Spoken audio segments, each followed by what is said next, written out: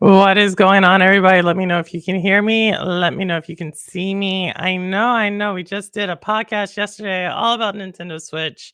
A lot of stuff came out of that. I know I did a video earlier with some of my thoughts on it. And now I'm talking about this topic tariffs, gaming. Normally I would have probably left this to a Shades of Purple.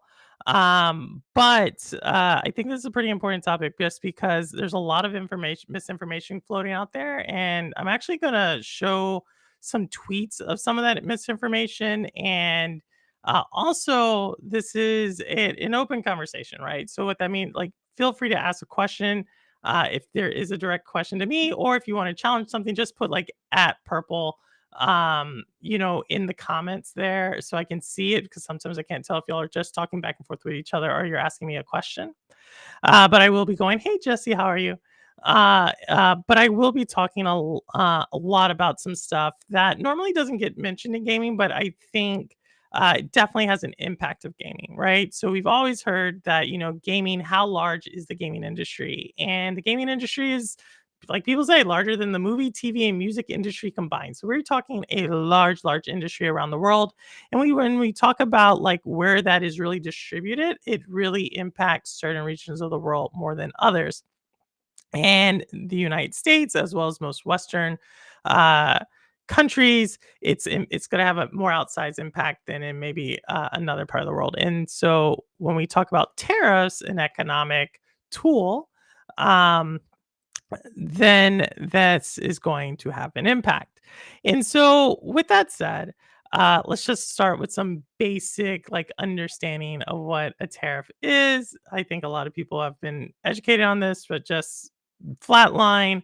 A tariff is essentially when a government puts a fee on any products coming into their country, right? So let's say I make a lot of shirts and the shirts are actually made in Mexico. Well, when I order those shirts from Mexico, when they come in, I'm going to have to pay some form of duty, some fee to the government to bring those in. All right. And so I have a couple of different options to do at that point. One thing is I can like eat the cost of that on myself, or I can pass the costs on. Traditionally, what's happened is there's a little mixture of both, but most of the cost gets passed on to the customer who I will then sell the shirt. Well, how does this pertain to actually gaming? And the answer to this is pretty simple. Same logic, right? Console is made somewhere else. It comes into the country. I'm then able to I pay the fee. So whether it's Best Buy or a Nintendo store or just whoever, um, PlayStation store, whoever it is, I'm gonna pay for it once it comes to the United States. And then most likely I'm gonna eat some of the costs, but I'm going to pass the costs on to my customers. So what this ends up doing is having an impact to where customers pay a higher price. And when customers end up paying a higher price, we normally call that inflationary, right? And so that's inflation can happen for a lot of reasons. So the reason inflation happened during the pandemic is slightly different than this one. Inflation during the pandemic happened because there was a large supply of money. So when all the governments started printing money, giving people stimulus checks and doing so forth, that meant there was a lot of money in the system. And when there's a lot of money in the system, what businesses traditionally do is they start to raise the price because now the willingness for the buyer is a lot higher. They have more money. That's how businesses make money. And that raising of the price because there was more money in the system, that happened last time, that was inflationary. Now, when we talk about the inflationary this time, like I said, this one's a little bit more artificial. And what I mean by that is the inflationary pressure is coming from governments to raise the price. All right. Now, this has a huge impact. But to help kind of explain this, I want to bring out someone's tweets. Now, this person, their name is Mugen Lord. I don't know why this person continues to pop up on my feed, but they have a decent following and they have stuff. Um, so let me let me see this. What Mugen Lord saying, WTF, what are they talking about? These prices were determined before tariffs and still don't explain the price hikes globally in some places. So he's talking about Nintendo Switch's price hike. And he says that that the price of the Switch was priced before tariffs. And what I want to say is this. He's not wrong. But what companies do many times, especially when a government says we're going to impact tariffs, what companies do, they proactively start to raise the price to get ahead of it. Right. And so what they start to do is they proactively start to order more components into the country so they don't have to pay the tariff. And they start to think about what the price should be in case things go south. Just because when we start to get into tariffs, which often lead to what they call trade wars. So that means one country does a tariff, another country does a tariff, then another country does a tariff. What it ultimately means is that components start costing more. And so companies start to see this and they can see where their supply chain is. So even though they may build the device in one country, they may get components from another country and they may sell the overall made device in another country. And so when you do all that, that entire chain of events, when you're supplying the product, that's what we call the supply chain. Simple information, right? So in Mugen's case, he's saying that Nintendo Switch raised price, that they're just raising prices. He's complaining that people are blaming tariffs for Switch too, but in reality, most likely Nintendo raised part of their prices knowing that there was going to be this trade war. Now, Nintendo's really smart, and I want to use Nintendo specifically because what Nintendo did at the end of 2019, the last time tariffs were threatened on goods outside the United States, Nintendo decided at that time to strategically move their factories from China to Cambodia and Vietnam. This was really, really smart on them. So they didn't have to get wrapped up in all the tariffs that were going to happen in China. However, the most recent tariffs, right, they actually affect all countries to include Vietnam and Cambodia.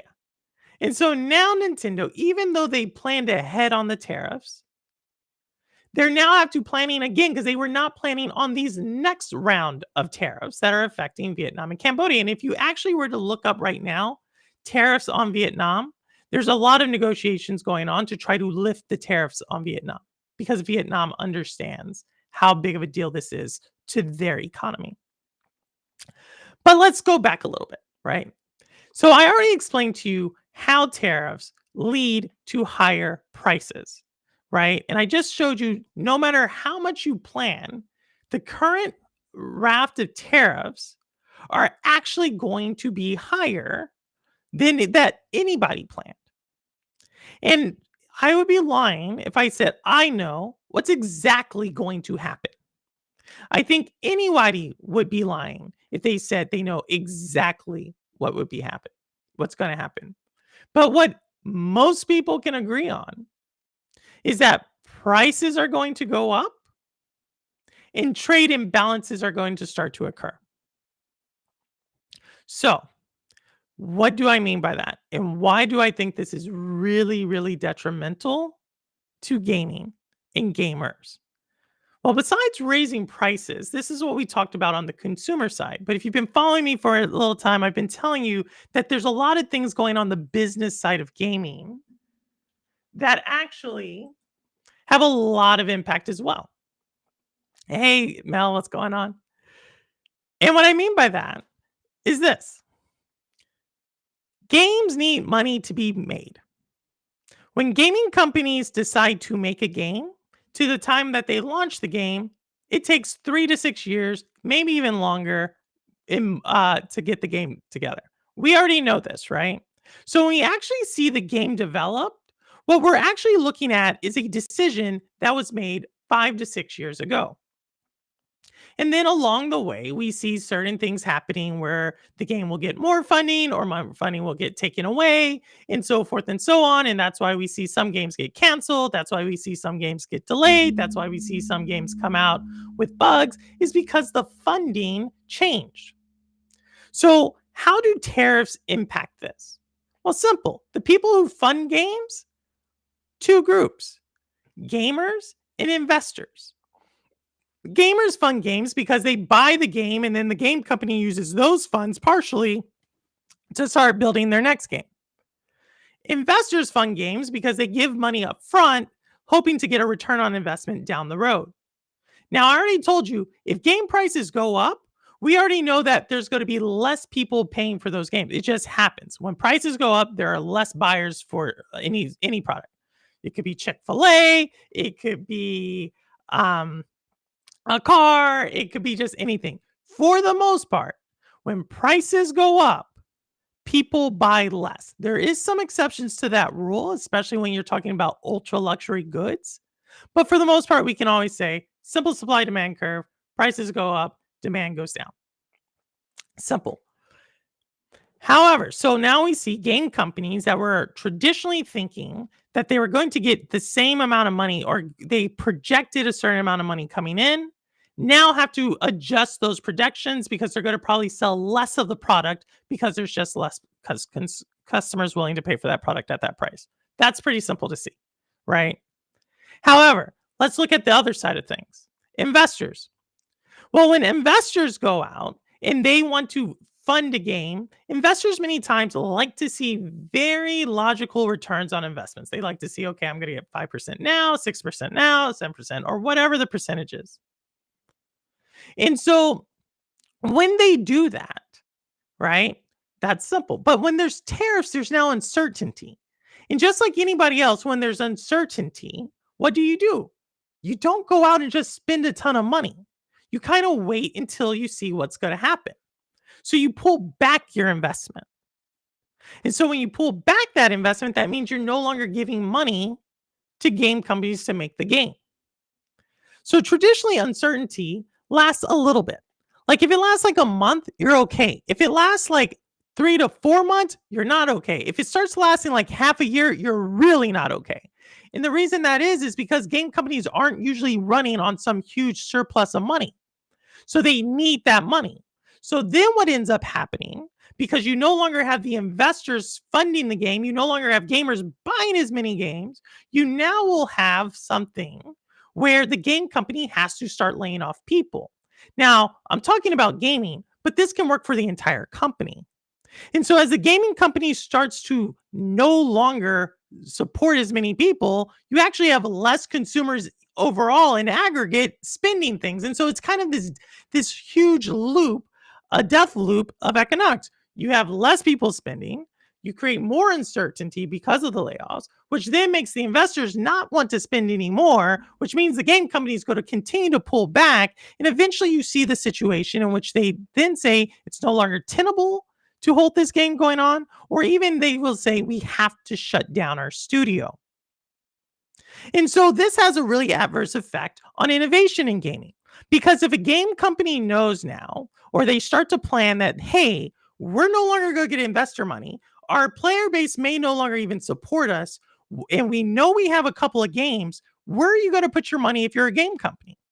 You're not going to take risks. You're not going to do innovation. What you're going to try to do is you're going to try to do the bare minimum to turn a profit. So what that looks like is you may dust something off and you may say, hey, I may go do something and do a remake. Or you may say, hey, let me then go just do the same game over, the same game engine, and just kind of change a little bit of stuff on the art style and call it a day. So you start to see now how tariffs not only raise prices, you see now how tariffs can also lead to poor quality, because now you no longer have the same amount of people you thought you were going to have to make the game. You can now see how tariffs potentially could delay or cancel entire games. But you're now also seeing how tariffs will have impacts on actual innovation within games. And that's all. I'm just talking about games. I haven't even talked about like console sales, which, by the way, once again, as tariffs go up, less people are there to buy the actual game console or the gaming component. Now you have less gamers out there. Less gamers out there who have the devices are going to buy less games. It is a continual cyclical thing. And then that now continues to compound the issues that we talked about before. But it doesn't end there. You see, I said this initially. Tariffs in 1 to 2 months, you can kind of survive. 3 to 4 months, you're now looking at a recession. 4 to 6 to 7 months, you're actually looking at something much closer to stagflation. So what is stagflation, you might ask? Stagflation is the combination where your economy has stagnated slash declined and you have inflationary pressure. So I already told you how tariffs can raise the price. But now, when you have all these people who were traditionally working, or people who were traditionally willing to spend money, no longer willing to spend money, the economy is no longer growing. It's actually stagnating. Hence the reason you call it stagflation. Stagnation plus inflation combined. This is actually one of the worst types of economics cycles you can have, because in order to fix one thing, you're going to exasperate the other. And that is a very real possibility. Now, I know a lot of people would say, but Purple, the tariffs are supposed to bring back jobs so we can make more things in our home country. I totally get you. But I want you to understand that the tariffs that happened 100 years ago failed, or mostly have seen as failing. And now the same reasons those failed have been actually just supercharged. And what I mean by that is the reason why companies first offshored their product making to another country was simple. It was because of labor, one, and it was also because that's where their supply chains were, two. So, in order for a company to reshore, so bringing back production to the country, you have to do a couple of things. First thing you have to do is you have to build a factory. And to kind of highlight or to give an example about the time it takes to build a factory, I want to take us back to about 6 years ago, 6, 7 years ago with Amazon.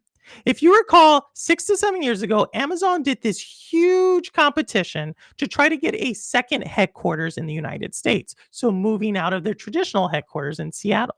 It took them a roughly 12 to 18 months to whittle down where they were going to do it, where they were going to get the tax incentives, where did they have the workforce to do it. It make most sense logistically. And even though they expanded that out, maybe past what it could have been, it still takes a lot of time to do that. So let's say a game company wants to do this. They now need to come to the United States, and it's going to take them at least a year to just decide where they're going to do it.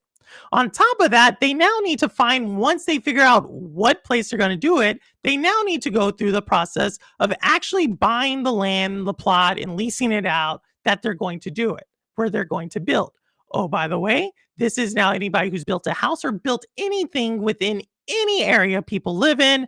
There is some regulation, safety regulation particularly, that says you have to meet these certain codes. This ground can be built on, this ground cannot be built on, so forth and so on.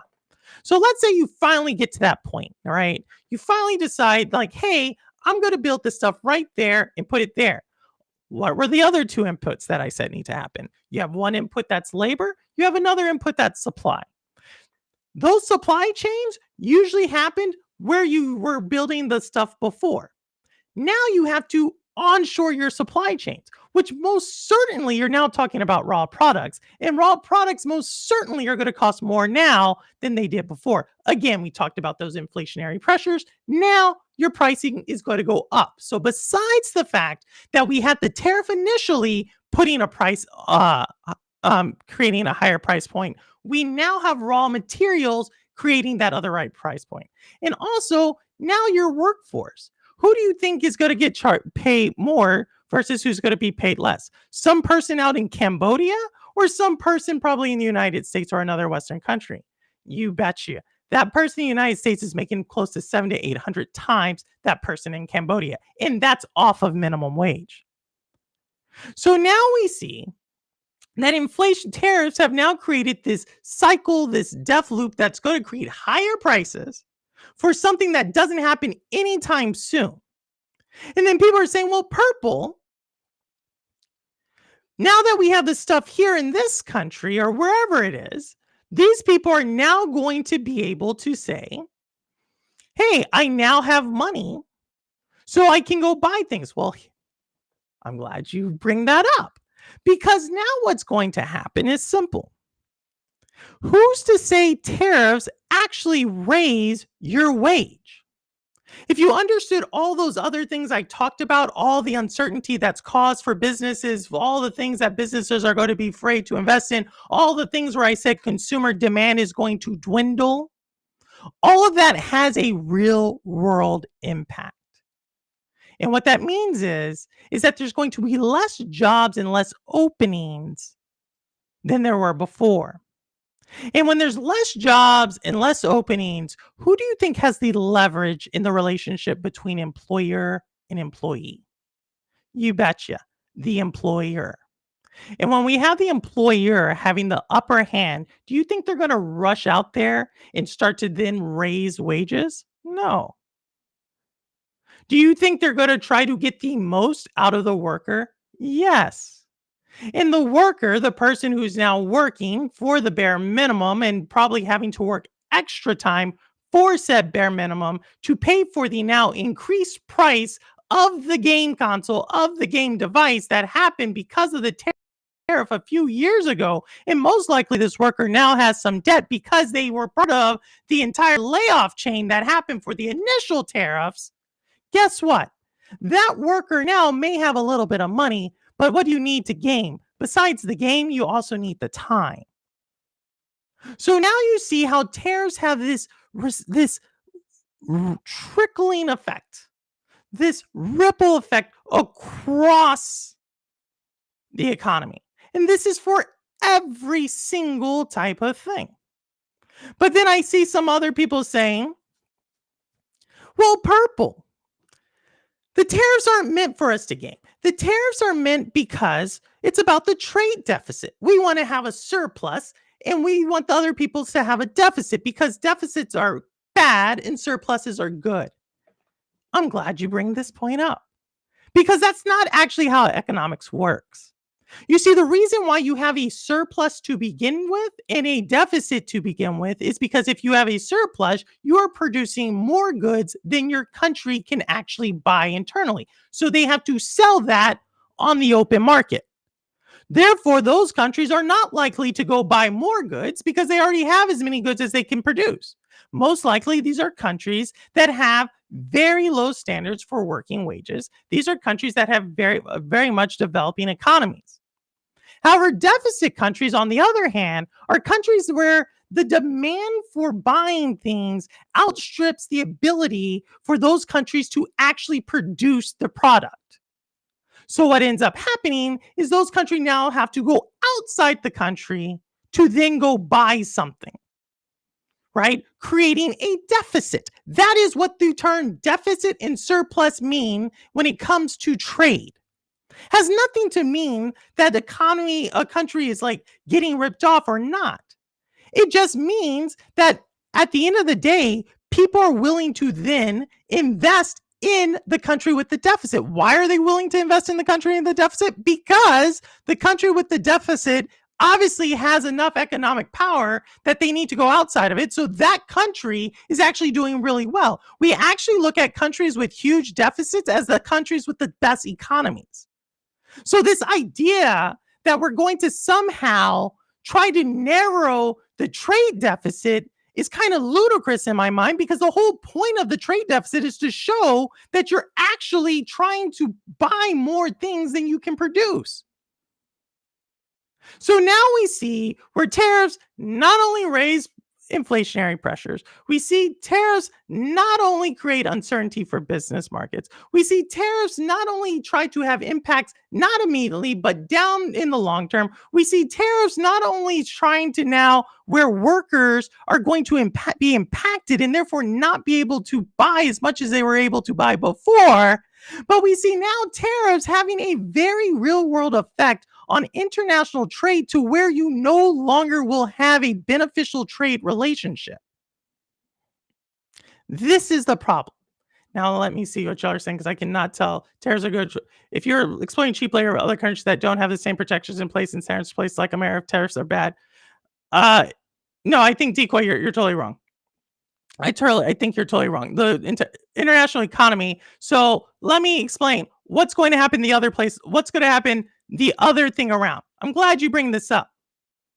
Because the reason why the United States, see, Decoy, you weren't alive, and I'm going to use this as your naivety, right? As the first person shooter you are, and not as the business person you aren't, right? When you start talking about the economy and the capitalism in America, there used to be something that used to be taught quite a bit back in the 80s and 90s. And what we used to have is we used to say things like, United States has never went to war with a country that had a McDonald's. That used to be a thing that used to be talked about. And why it was talked about like that is because it said this. It said, as long as countries were becoming better in economically, then those countries were less likely to attack the United States. So we use this as a way to create peace around the world. Hence the reason you had a situation in which you had the United States and a lot of Western countries who were trying to move towards capitalism. And then you had other countries that were actually trying to move towards either communism or socialism or some other form of it. And then what we actually found out is this, is that everybody actually likes to make money. It just now starts to depend on who your own trade partners are. So even China, a communist country, loves to make money. Even the most socialistic countries, your Canada, loves to make money. When we actually can see a point in the world where everybody is making money, then everybody is harmony. But when you start disrupting that, especially in certain parts of the world that are not stable, right? Certain parts of the world that where the United States and other countries went to war at before, certain parts of the world where the Western powers actually took advantage of those people as far as colonialism, and now we're trying to start them back up. Well, how do you do that? You have to do business with them. And so those people, what we do is we start to now build up their economies, so that they can then start having a thriving economy and start doing trade within their own country, that then start building up their own economic and standards of living. So when you say take advantage of that, it actually doesn't have anything to do with taking advantage of it. Those countries could easily pass their own labor laws. Some of the countries that we import from have much stronger labor laws than the United States. If that was the case, we would actually not have a trade imbalance with Canada, a country that has stronger trade labor laws. We would not have a trade imbalance with Great Britain, another country with stronger labor laws. A matter of fact, we would not have a trade imbalance with basically the entire EU, countries that have much more stronger trade imbalances. See, this is the problem with people and gamers when they start to talk about things they do not know, because they do not work in the international economy, or at least they do not understand how it actually works. Your argument has just easily been put aside. Why has it been put aside? Because one, you don't know United States labor law because you live in Canada. Two, you don't probably work in corporate workforce. And three, you probably never actually had to be fired and then be envious of your colleagues in another country who have to get a notice of 30 to 60 to 90 days. So don't come to me and talk to me about something that you obviously are not educated on. America should allow child labor to grow their economy. W. This, ladies and gentlemen, is a troll. I know, Kiriko. He's trying to get me riled up, and I am taking the bait. How's it going, Spartan? What's going on? But that, ladies and gentlemen, is why tariffs at the end of the day impact gaming. Now, tariffs, I said at the very beginning, are a tool. And there is a certain time and place for tariffs. Usually, tariffs are the first salvo when you do something called economic warfare. So warfare has several different levels.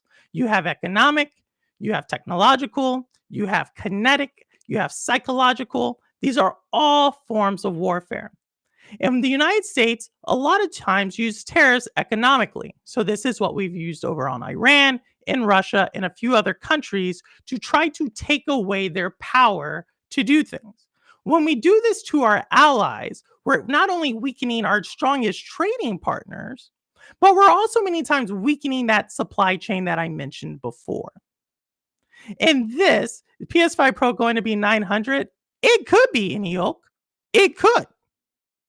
as I said before, companies for the most part planned for the tariffs. And I want to bring up this thing again. For the most part, this person, Mugen Lord, don't know who he is. Again, he just keeps popping up on my feed. Let's bring up this tweet. Now they are delaying the US pre-orders of the Nintendo Switch 2 in the US because tariffs. Remember why Nintendo planned ahead? Well, I guess they didn't. They actually did. Nintendo, like I said initially, actually moved many of their factories to Cambodia and Vietnam to try to get around the tariffs. But once the current administration said, hey, we are putting tariffs on all countries blanketly, not just China, not just our adversaries, but all countries, this now caused a shock to the entire supply chain. And now, even though Nintendo, I totally believe that $450 price tag for a Switch 2 did include tariffs, I don't think they were planning on the tariffs to Vietnam.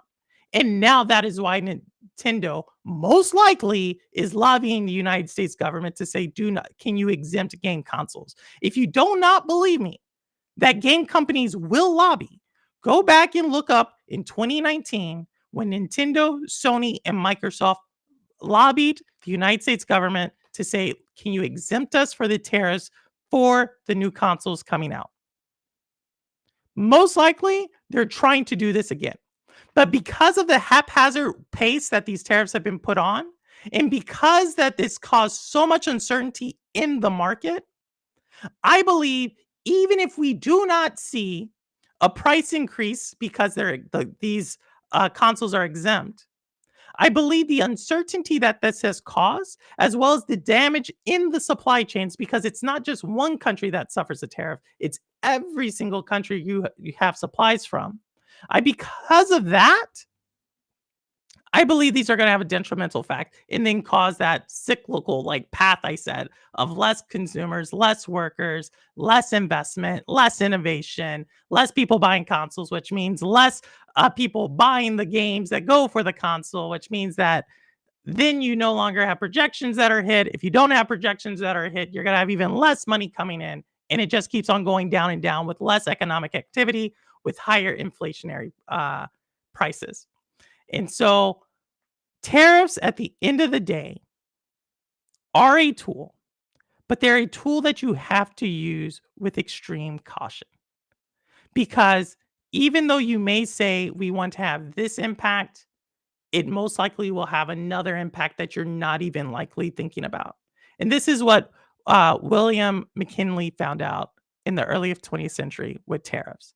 This is why this is almost kind of considered super confusing to so many people, because it's for everything that we're trying to accomplish with it, it's almost certainly possible for us to accomplish something the same thing, if not better, doing something else. Ultimately, gamers are going to suffer. And not just every gamer. I want to make this another point. But gamers, particularly who are the most vulnerable to price impacts. And what price impacts I mean by that is people who are very budget conscious.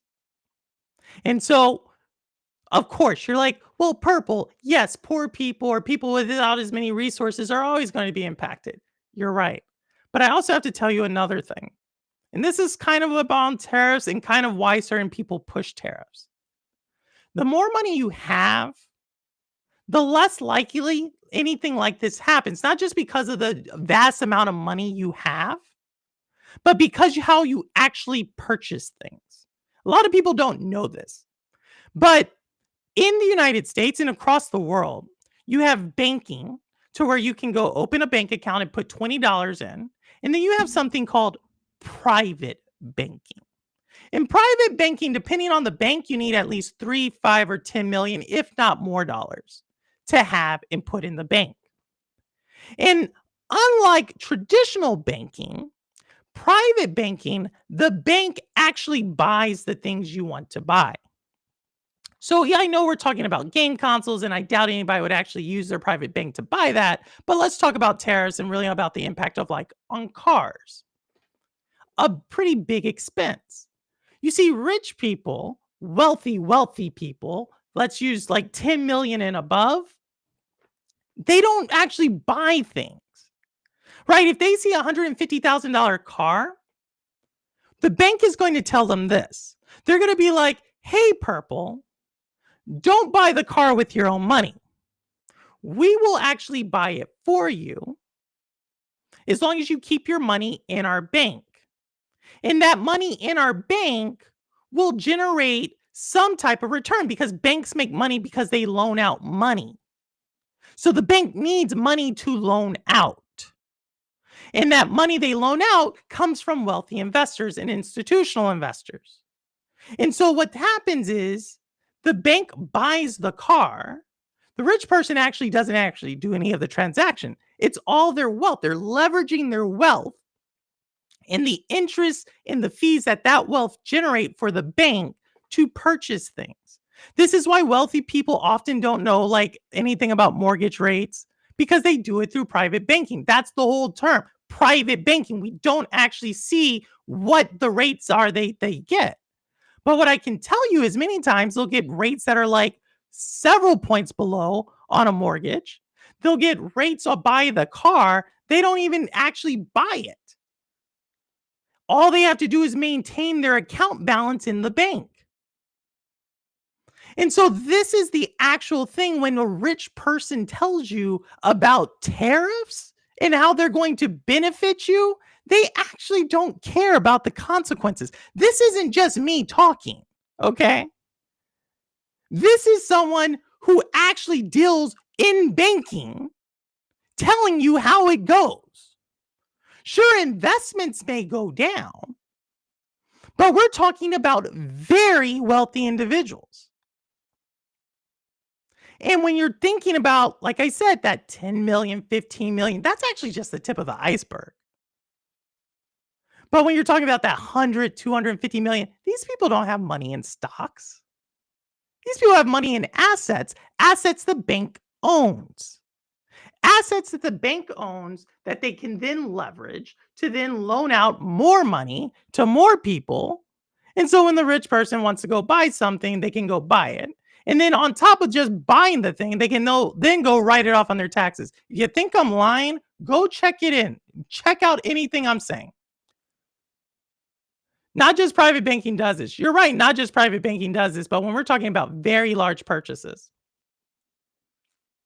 everyday purchases in the United States, most of the time it's private banking that does this. If I went to JP Morgan Chase and put $1,000 and I said, hey, JP Morgan Chase, could you loan me out $1,000 of my money? I keep the $1,000 in there and you buy this. They're not going to do that. They're not going to do that. But if I had like $15 million and I said, JP Morgan Chase, I want to buy that for $150,000. Can you go buy that for me for $150,000? They will. It's called a wealth advisor. It's an entire industry. As far as private banking, I would not like that as far as private banking. You really wouldn't? Hey, RSJ fan, what's going on? Danks for Choose is going to be my last big purchase, but I don't know anymore. Windstar, I'm just telling y'all how it is. I'm telling you the world at large and why traditionally, and I see you up there, Decoy. I know you're Decoy knows how to get me going. Phil Harrison said, oh my, stop it. What is Phil Harrison even doing anymore? But that is the thing. This is I don't think people quite understand how delicate of a time this is. And I also think the way people, like I said, this guy here seems like a smart dude. Mugen Lord, I don't know. If y'all know him, let him know I use this stuff. Let him know I used him as an example. But at the end of the day, there's a lot of misconceptions out there about tariffs and how they can help you and how they cannot help you.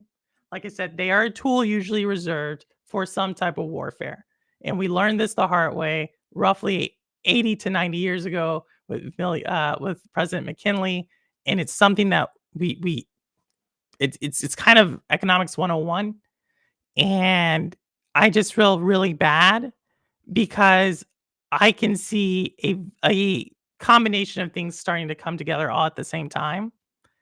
And even though you all might be doing well, and I hope you are, I've already can see certain people starting to struggle with like how are they going to pay for things. I already see certain people already starting to say, how am I going to find a job? I can see other people saying, I'm really afraid for my job.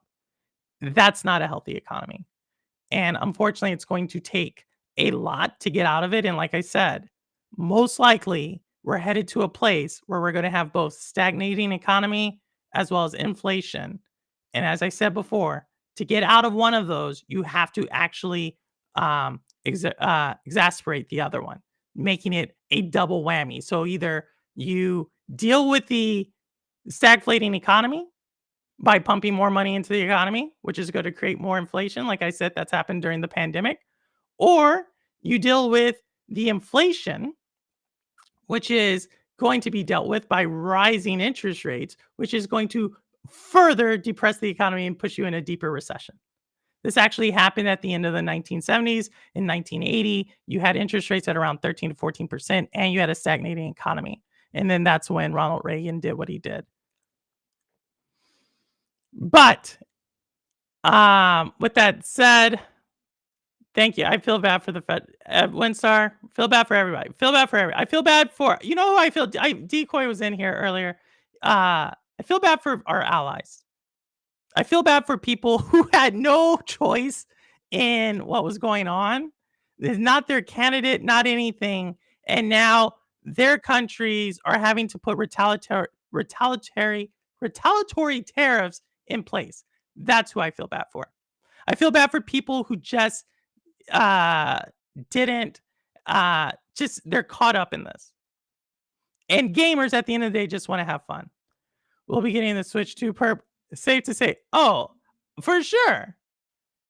For sure. This is not that. Like right I said, this has more to do with everything. Either tariffs will work or the administration will change course.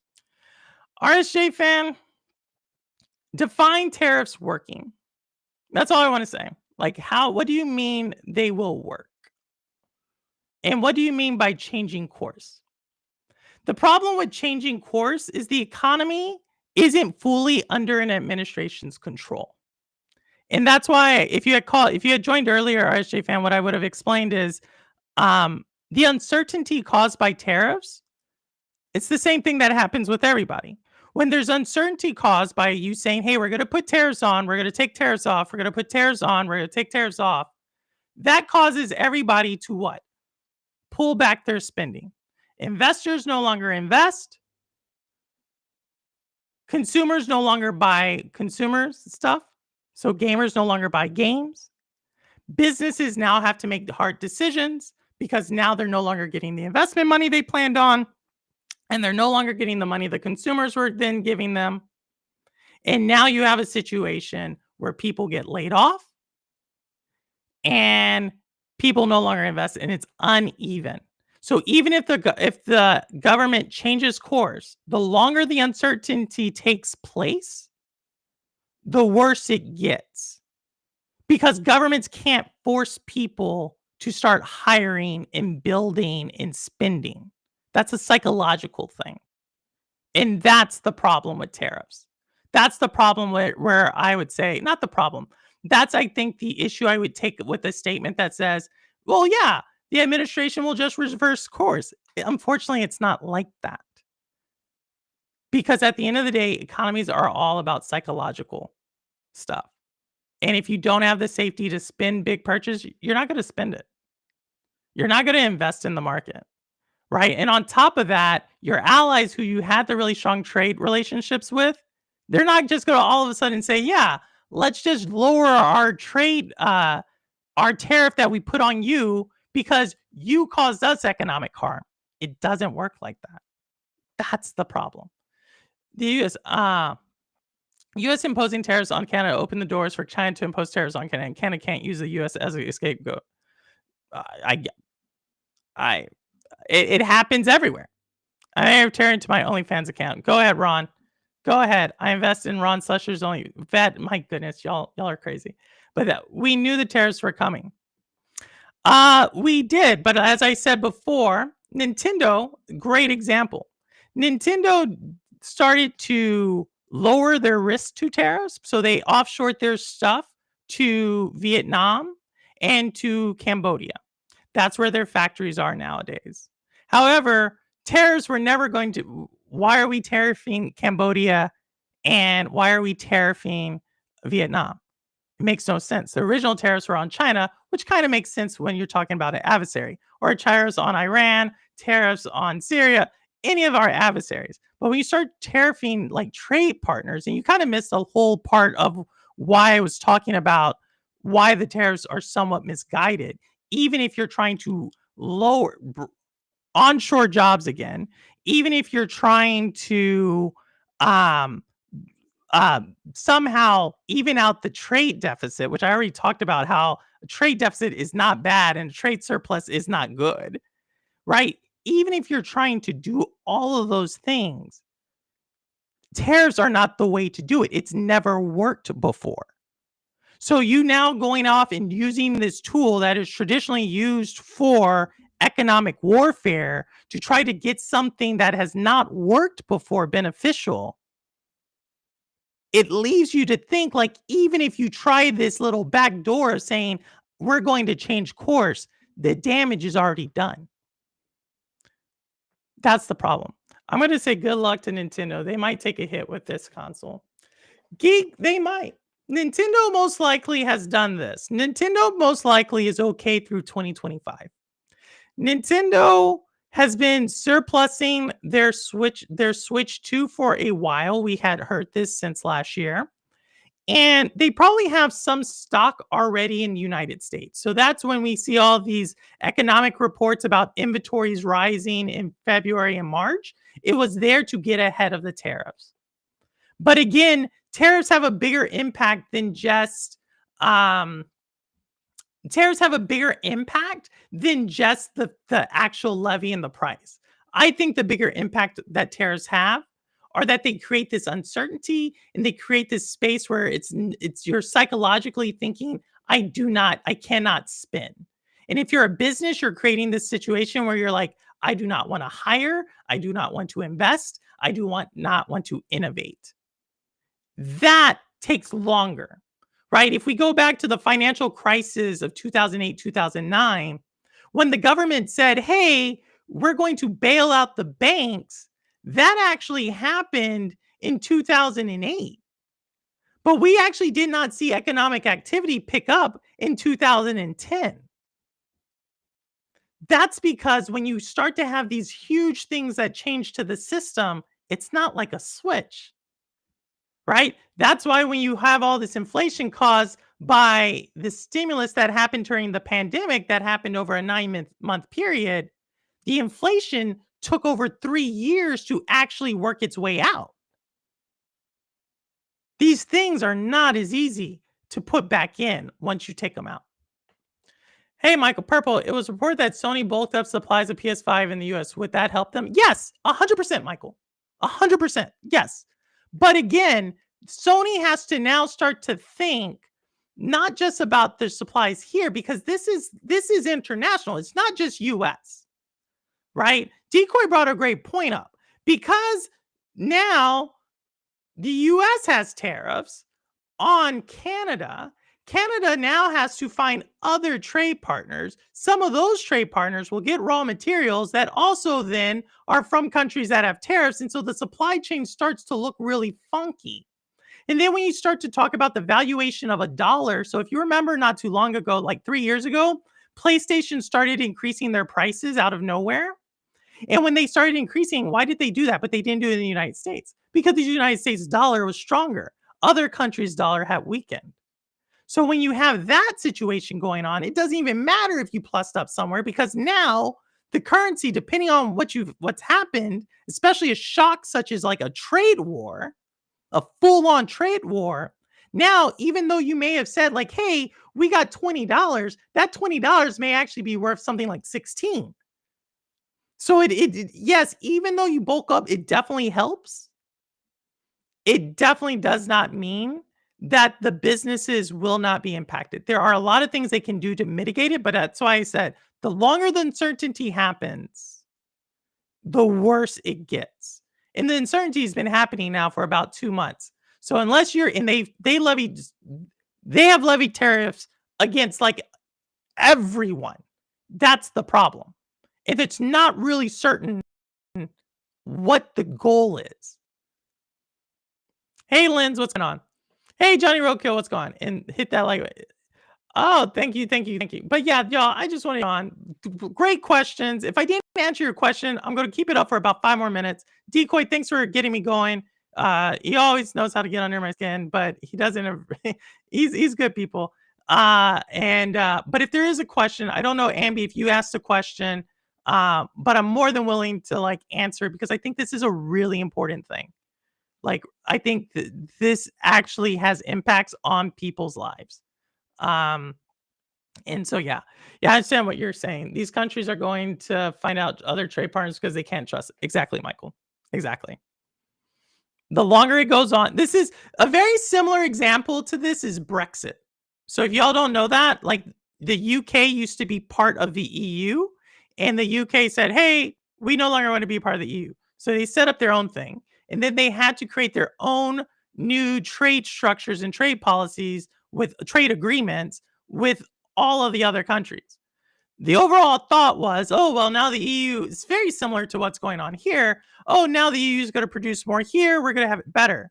But what we actually found out is that didn't happen for the UK. And on top of that, when they're now trying to renegotiate these deals, the EU has the strength and the UK does not.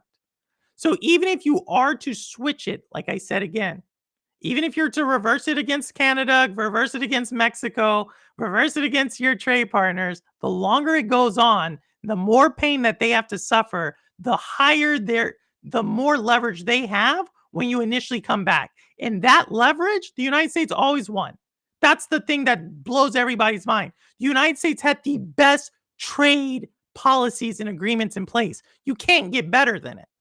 And now, no matter what you do, it's not going to be as good as it used to be.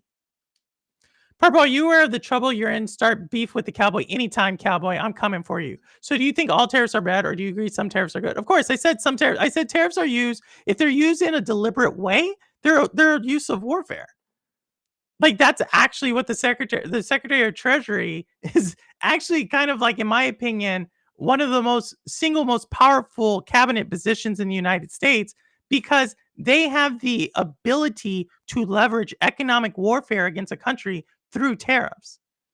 And so, of course, I think tariffs on Iran, great call. Tariffs on Russia when they initially invaded. I think tariffs on Russia is always a great deal. I think tariffs on China, depending on what they're doing, yes, it makes sense. But it does not make sense to just say blanket tariff on everybody in the world. Why? What is your goal? What is your goal? I just told you, like trade surplus, trade deficit, onshoring. What is it? Because I can't figure out how you're going to turn that into a win given the consequences down the line. I just don't know. If y'all can just, and RJS, if you can show me an example when it worked, when it actually worked in the modern day, hats off to you. But again, it's like saying, I want to use a tank to like create kumbaya. Like it's not the right tool. You know what I mean? You're trying to use like a weapon, a tool used for warfare to make music. You know what I mean? It's not. It doesn't work like that, and it's been shown throughout history to not work like that. Honestly, the whole terrorist malarkey in my eyes just signifies that our governments aren't governing anymore because they're too busy attempting to get in on the profiting. I wish I wish I don't even know if that's that. I don't even know if it's that. Tell you the truth, I don't even know if it's that. I think it's actually much more sinister. It'd be cool if it's profiting because then that's easy. That's you could be like, oh, that's corruption. Like, no, but that's not what it is. I think it's something much more sinister than that. I'm pretty good playing some but outside of economic warfare, I mean, for example, Trump's tariffs on steel from his last presidency. Yeah, and so they said so what did that actually accomplish? What did that accomplish?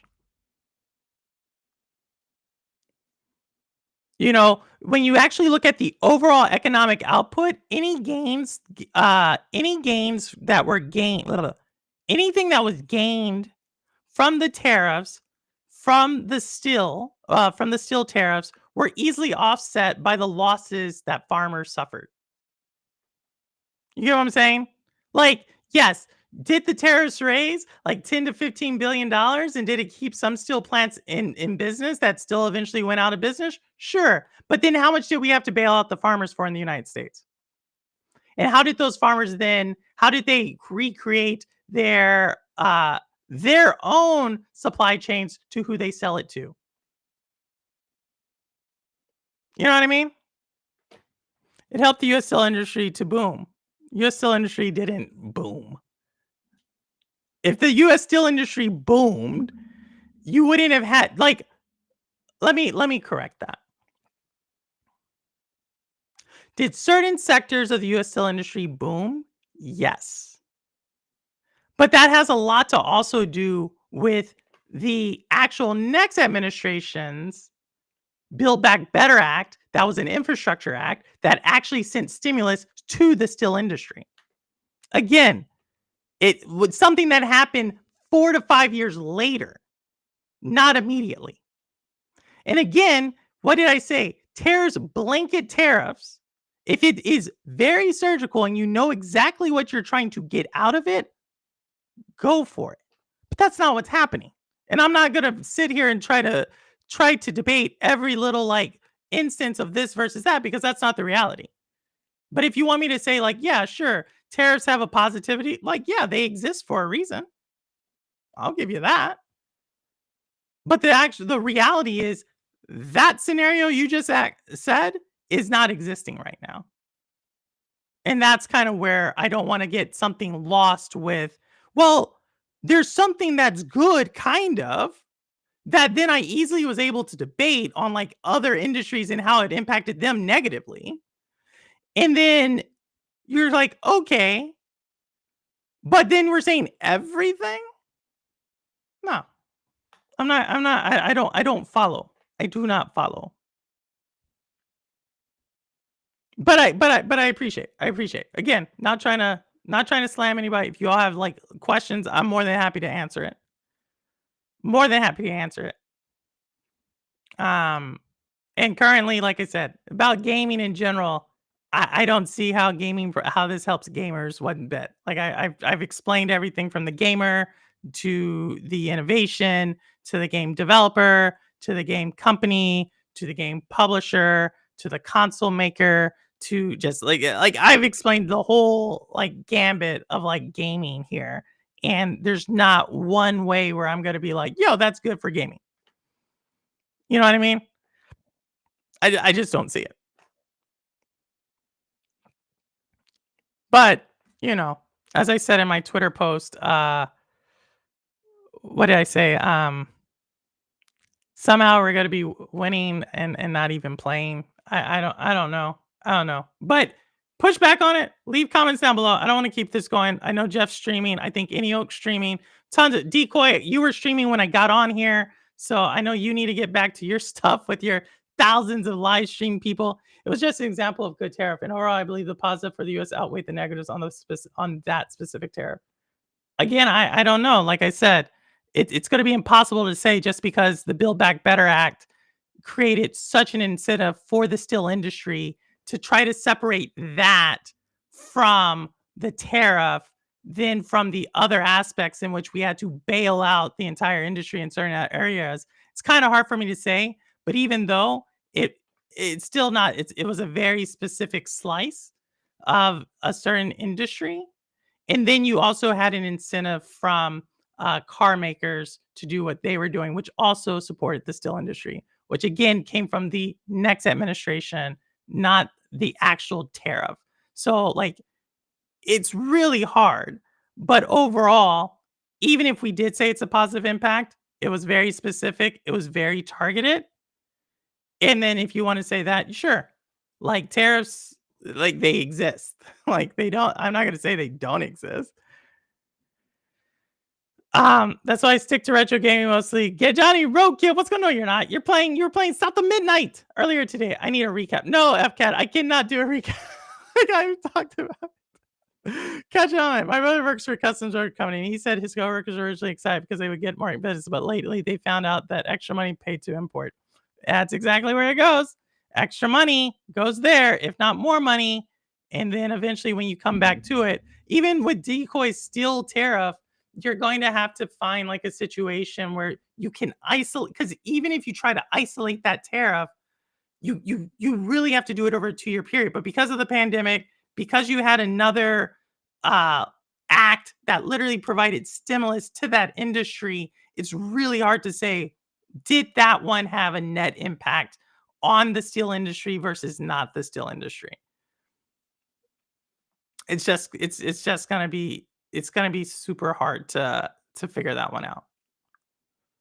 But I'm not saying it didn't. I'm just saying it's hard to calculate. Honestly, there's so many games now that there's bound to be something for someone. World just needs to get its priorities in order. But that's the problem, Wilson. People have different priorities.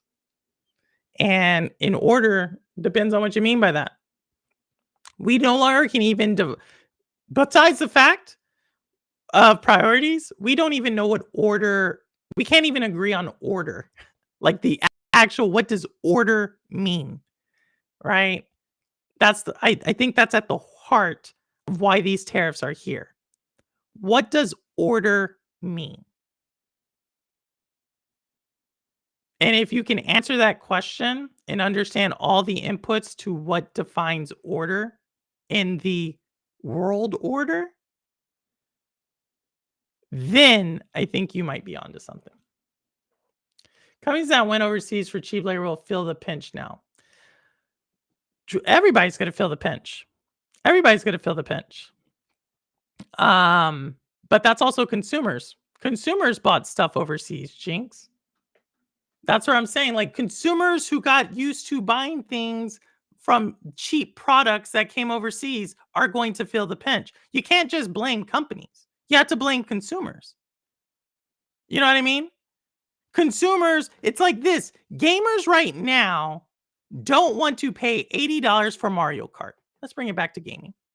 Gamers do not want to pay $80 for Mario Kart.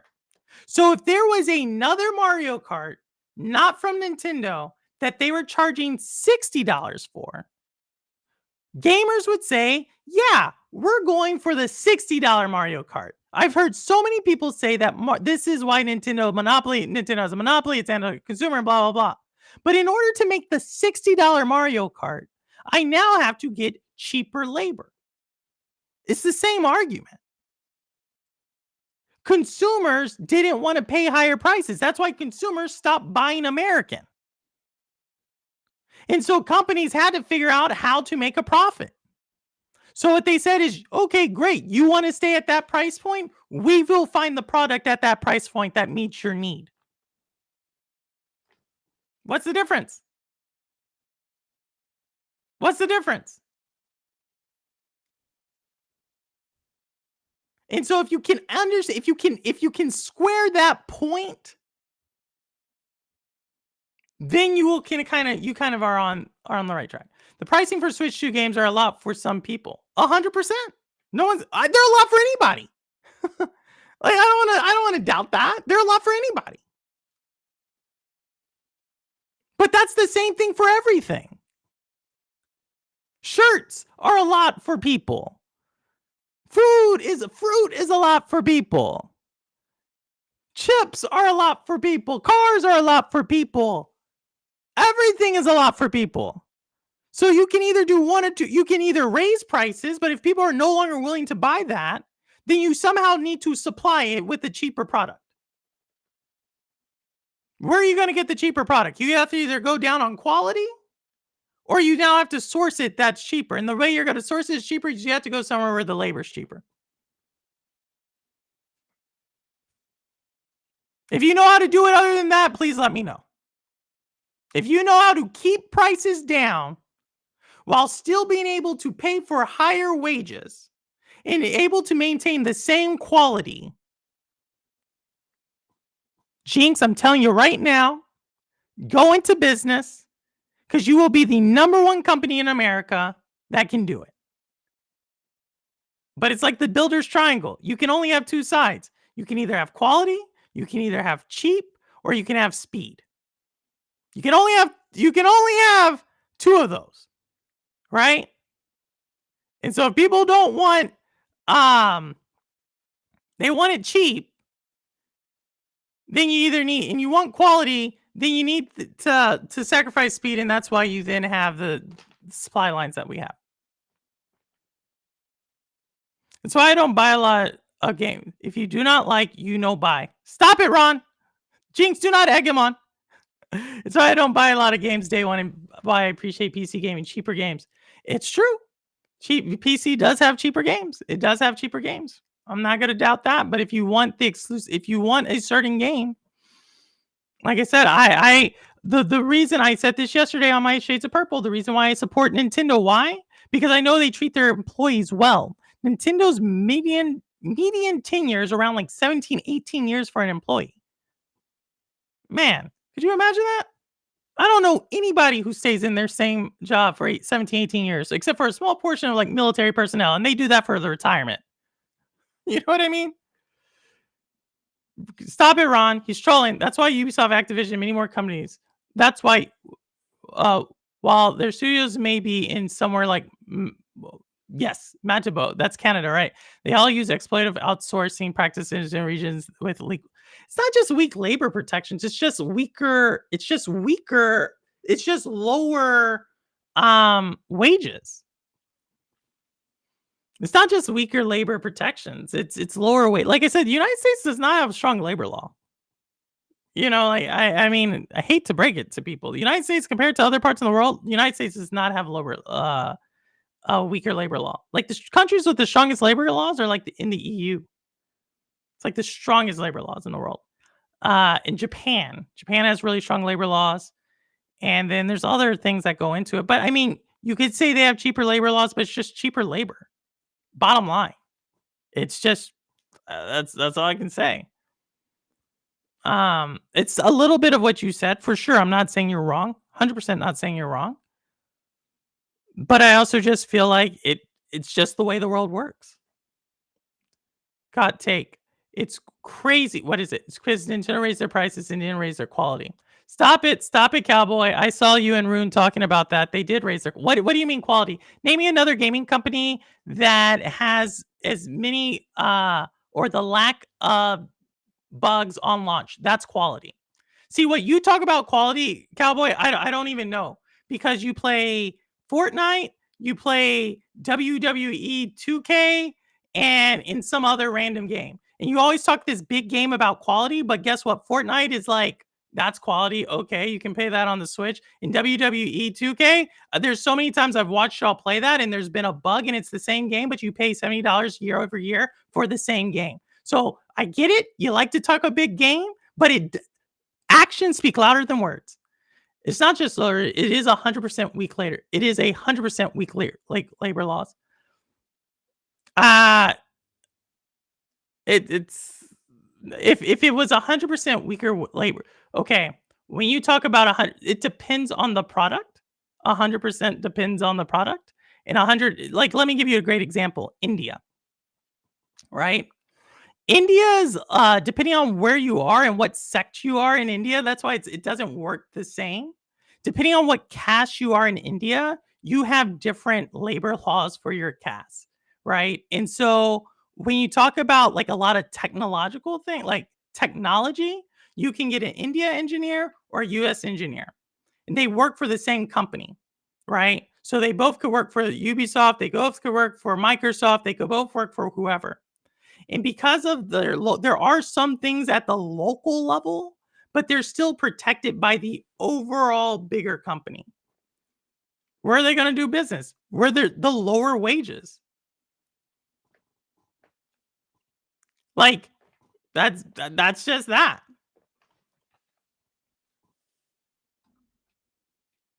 Those memes of the human nets are just memes. They exist. Of the human nets. I don't know what you mean. GTA 6 is going to be 80, right? No. No. No.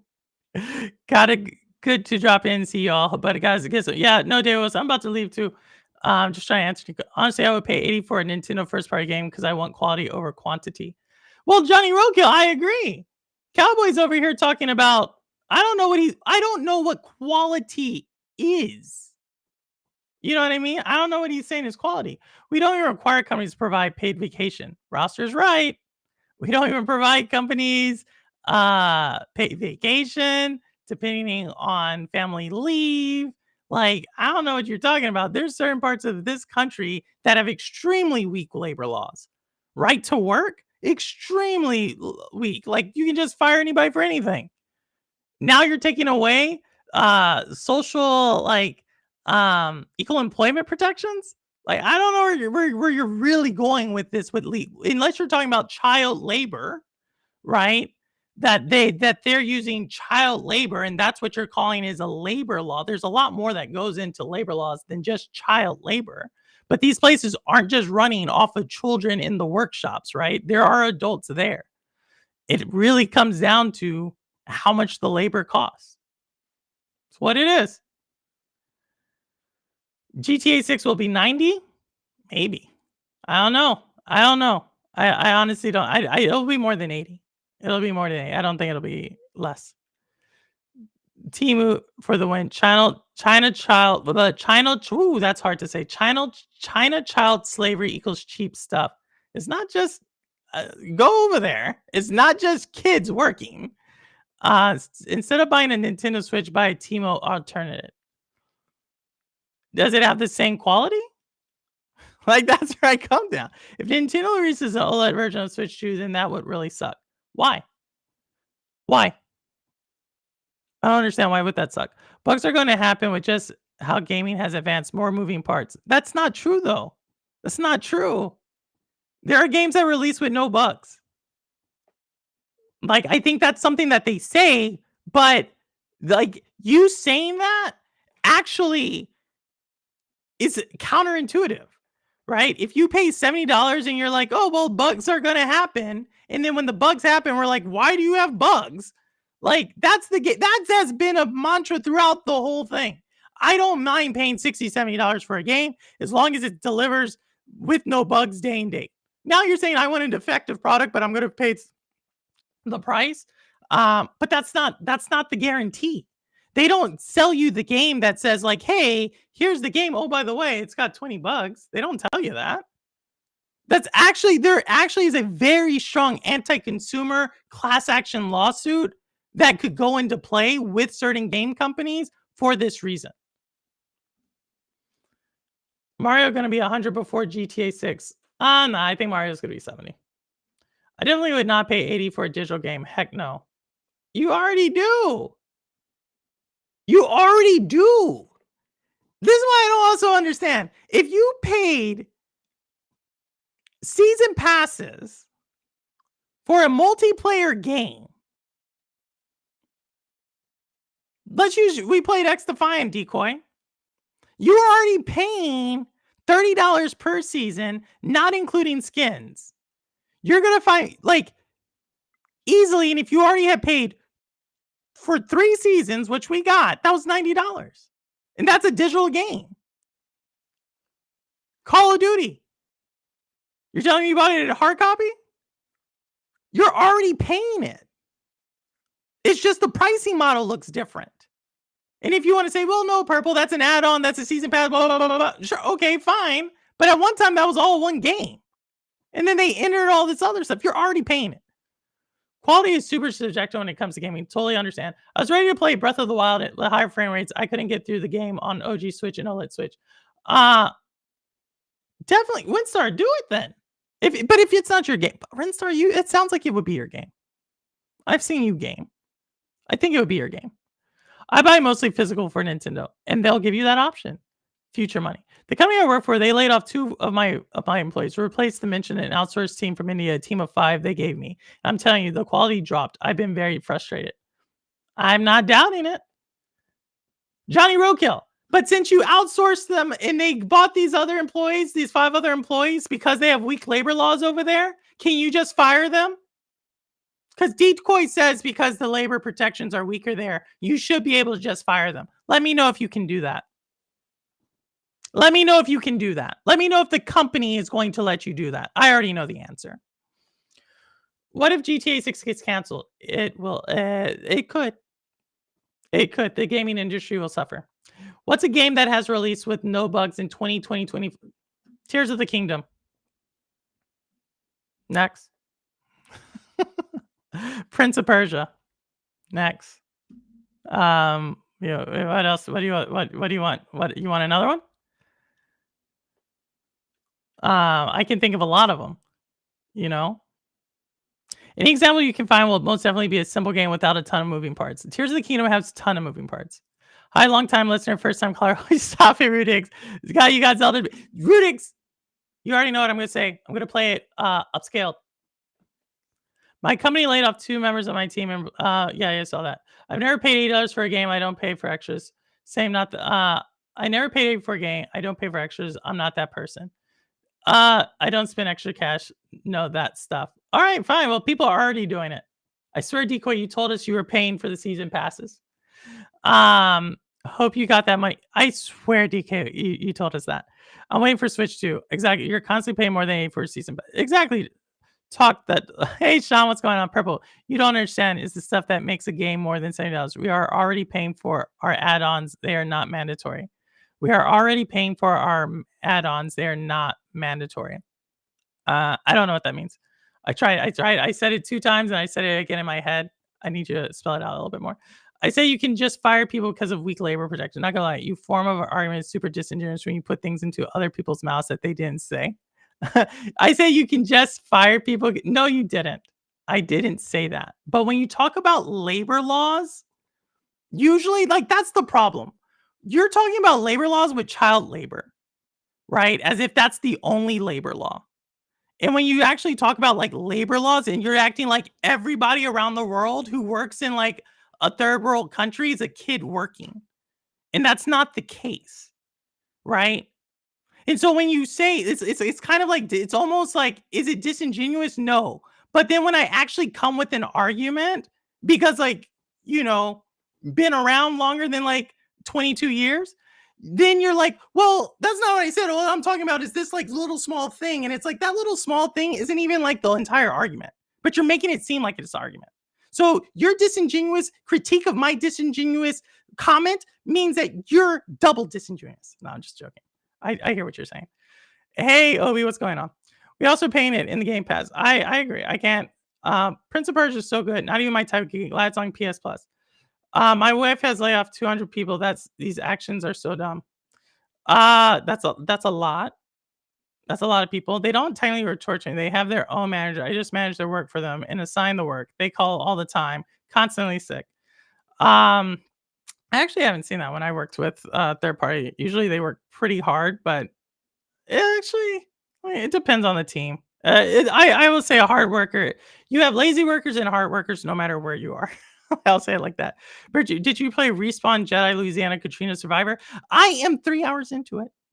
Oh, you and I will have a great conversation. Not just labor law. I never said just labor laws because when I talk about outsourcing game, believe it or not, it's not 6-year-old kids coding the game. Okay, so what are you talking about with labor laws? Great question. What are you talking with labor laws then? Or what are you talking? Are you talking like the benefits? Are you talking about the pay? Are you talking about the ability to fire? Are you talking about like what? Are you talking about the hours they can work? Are you talking about the conditions that they work in? Like tell me like what do you I'm racking my brain here. Like it's not child protect like what are you talking about that is so weak that happens in some of these other places that we outsource work to?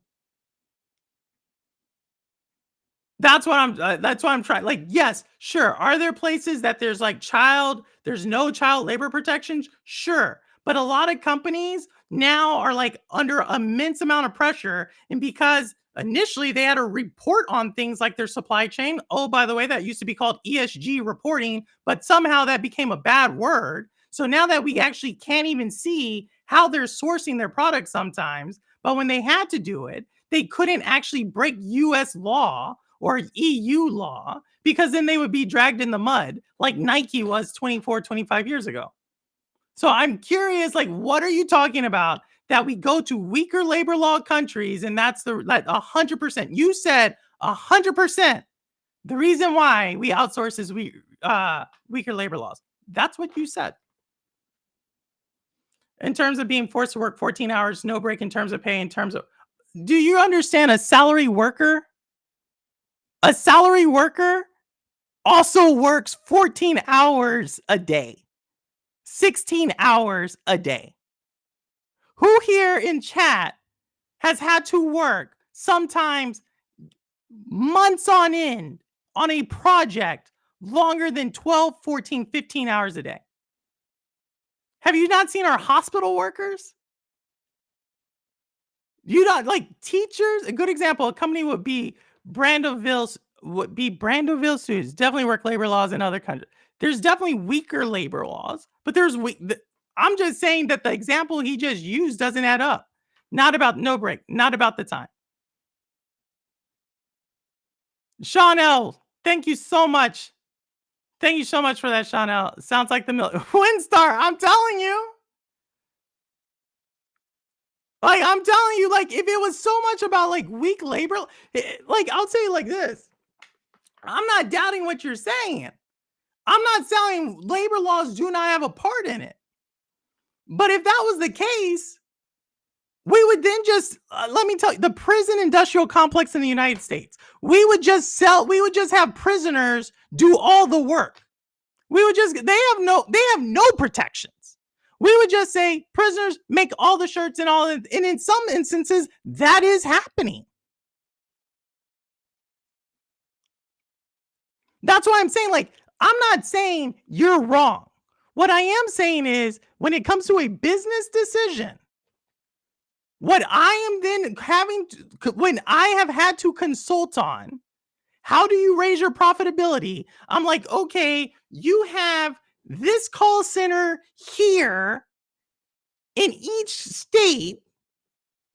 We can do one of two things. We can either centralize that operation in this state over here, something like a Mississippi or a South Carolina or Oklahoma, or I can say, like, you know what? That's actually going to cause you to train up people and also create you to have some type of office central facility there. Or I can say you can get twice as many people over here in Bangalore. I don't care about their labor law. I'm looking at their rate card. That's what I'm saying. Now, you could make an argument, well, because they have weaker labor laws, that's why they're not being charged as much. But I'm going to say that has more to do with like the economy, because what we pay them in Bangalore, they're living like kings and queens. That's what I'm saying. And then when you actually look at Bangalore or whoever I'm talking about in South India, I then have to look at the caste system, which that's a whole pile of mess that then if we try to use like the DEI language in the United States, it doesn't apply there. Like, that's what I'm saying. Johnny Rogan, I'm trying to tell him. Like, I've been in labor laws might be a reason why the condition is the condition, but at the end of the day, I'm looking at a rate card. I'm looking at how long it's going to take me to train. I'm looking at the rate card. I'm looking at where my supply chain is. And then I'm looking at like, oh, by the way, can they communicate or can they not communicate? That's what I'm looking at. That's why everybody went to India. Because you have a ton of engineering schools over there. No breaks, threats for higher ups, terrible working in is like extreme heat. Yes! Dude! You man. I hope you keep this energy about labor laws. I really do. Because I think everybody should have a benefit of labor. But I'm going to tell you, that's not how the world works, man. Like, yes, labor law is a huge deal for people. But at the end of the day, it's about that green.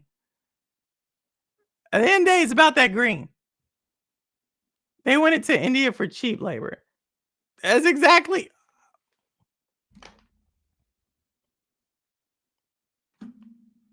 He doesn't believe like, you don't believe it, man. I don't know, like, I should probably maybe one day what I'll do is I'll interview someone who I work with and one of these other people so he can then be like, "Oh, that's what they look like. They speak English, they went to school in the UK, they're like everything." And then I'll compare their price. If is Wit in chat? I don't know if Wit's in chat, man. But then we'll compare their salary to someone else's salary, and then they'll be like, "Actually, my quality of life's pretty freaking high." But I'm not saying you're wrong. I'm not saying you're wrong. I'm just saying it's not the main thing. Thank you, Ambi. Thank you, thank you, thank you. Great. Thank you, thank you, thank you. Unitrix, man. We haven't seen Una in a second, man. We have not seen Una in a second. But I get what you're saying. Look at Decoy got him a membership. Decoy finally did it, trolling enough that he got a membership. But y'all, that was really the show, man. I just want to say, like, tariffs aren't always bad. Tariffs that are blanket are at best misguided, at worst really harmful. Most likely, a lot of the uncertainty that's going on is going to be passed on to consumers, as well as you're going to start to see games probably trickle out a little bit slower, maybe in a little bit worse quality. And at the end of the day, if you see anybody talking about like, well, this tariff, like tariffs don't have anything to do with the pricing. No, it absolutely does. There are people on marketing teams that this is their sole job is to look at every single locale and understand, oh, by the way, Mario Kart today at 80. All right, let me put this in perspective. Mario Kart today at 80 is going to have to be $80 from not only 2025 but most likely till 2023, 2033.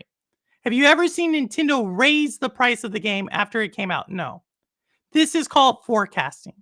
These people do this day in and day out, and they are looking at every single signal. So even though they knew it was coming, I want to be that very clear. You kind of don't know how bad it gets until how bad it gets. If that was the case, if people knew it was coming, you would not see the NASDAQ right now in a correction territory. Everybody would have just left the market back in January. But that's not how it happens. The economy is ran on emotion more than anything. And when you start to see uncertainty, it's like putting toothpaste back into a bottle. It's really, really hard. I was washing dishes, but purple, you'll be handled. So just know, sorry, washing dishes, but purple, you'll be handled. So I'll be handled. And just, you're still my, oh, cowboy, bring it. Cowboy, bring it. I'm coming for you, cowboy. I already told you. I think it sucks that prices have to go up. I am not going to tell anybody prices don't have to go up. But what I'm also going to say is a $60 game in 2017 is a $79 game in 2025. How am I going to say? I'm going to say like the quality of the game. The quality could stay the same. $60 stay the same. But the pricing power of that 60 is different. You tell me what you want. If America puts tariffs on Canada and can't put tariff on them, let it equals a zero tariff? Not necessarily, because you're paying it and then the United States is paying it. And that means both of our prices went up. And then both of our prices went up. That means if I'm paying for the necessary good that came from Canada, I'm paying 25% more for that. That means the good that is discretionary, like fun time, like my hair or my nails or something else, I now no longer are spending as much money. So now those industries are going to hurt. And the more industries that hurt like that in the United States, that means that there's going to be like less people be employed in those because those companies are going to have to cut back. And that's going to have this whole different thing. It has nothing to do with what goes on in Canada. But Decoy, you knew that. Decoy, you got me again. Got me again. I know. He gets me every single time, man. I don't know. There's like certain people. Cowboy used to be this to me. could get me like going just by saying something. Decoy has like mastered the art to slyly say something that triggers me. I don't know why. Because he's a fun guy. Like, I don't know what he does. And because Nintendo increases the price of she didn't read my next. I know, I got you. And because Nintendo increases the price to 80, all other companies will positively follow, then 80 becomes the new price. Blah, blah, blah. Yep, no, Johnny Roca, you're right. What standalone game have you paid for in 25 that costed you $80? Well, guess what? Like, here's the thing, Cowboy. Here's the thing for everybody, because I saw Rune write this, and I know people are trying to hop off, but Nintendo Switch 2 450. Now people are like, yo, I'll spend 450. I've already showed where Switch coming out at 300 does not equal 450 in 2025, but people are okay with spending 450. So if you're okay with spending 450 and you're like, I want to play Mario Kart, but I refuse to spend $80 on Mario Kart, you absolutely will not spend $80 on Mario Kart. Matter of fact, you're like, I don't even want to spend $70 on Mario Kart. I want to still spend $60 on Mario Kart because that's what I spent on in 2017. What I'm going to tell you is you're shit out of luck because you can't even spend 60. You're only going to be able to spend $50 on Mario Kart because the bundle for Mario Kart and Switch 2 is $500. You get what I'm saying? Like, they're wanting you to buy the bundle.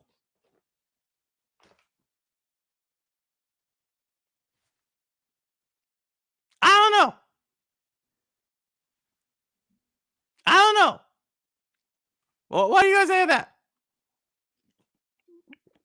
Obviously, it's a $50 game. Like everybody, no one's talking about the console. Like, y'all actually have an argument with me on the console. I did the entire inflation category. I did the inflationary calculator and I show where $300 in 2017 is actually $292 in 2025. But we're willing to pay $450, but I showed 60 is the same as 80. And then they actually offer you the bundle.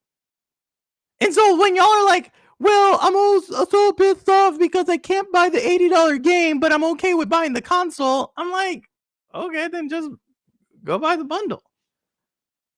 Like, I don't get it. I don't get it. Math not good for y'all. What?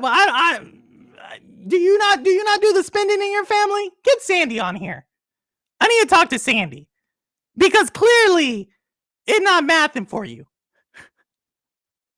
The gaming and buy are overpriced because you have to pay it. Otherwise, your purchase of a Switch 2 is pointless. Okay, I mean that's the point of a console. No, Decoy.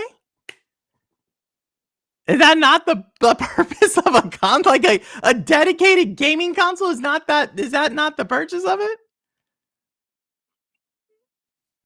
I don't know. It's like tennis balls are expensive because unless you have a tennis racket, you can't. Maybe that's wrong because Remy likes tennis balls, don't you, Remy? He knocked out. I would just buy the Switch 2 bundle if I didn't care about quality and gaming. Like I said, okay, says the guy who plays in WWE 2K. Okay, because that's quality, right? That's quality. Whatever ISO says it. Quality. Whatever he says. Series S 250 Game Pass, $20 a month, best deal in gaming. I've never said it wasn't. I never said Series S was not the best deal in gaming. I've never said that. I've always said best deal in gaming, Series S plus Game Pass. I've said that every single time. But quality and best deal in gaming are not synonymous. You know what I mean?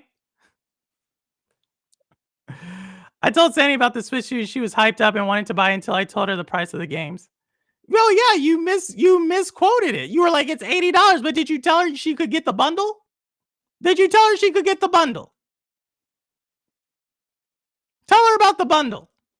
She's gonna get it anyway. I'm not even sure why I'm even like, y'all are gonna get it. This cowboy who said he wasn't gonna get a PlayStation 5 and then he got it.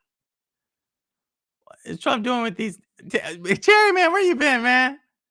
Where you been? I'm trying to hop off. It's like a whole shades of purple. I didn't even want to go that long. Switch games aren't on PC, so I have to buy a Switch, meaning that I will have to just accept Switch games price in order the purchase of the Switch to begin with is pointless. I mean, but that's the power of their IP. That's their business model. I'm not saying that like that's just their business model. That's like saying if I want to get a stuffed animal, that's a teddy bear. If I want to get the Winnie the Pooh, I have to pay more for it than if I just get the regular teddy bear. Shout out to Eeyore back there. Y'all can't see it, but there's like a whole little Winnie the Pooh shrine right there.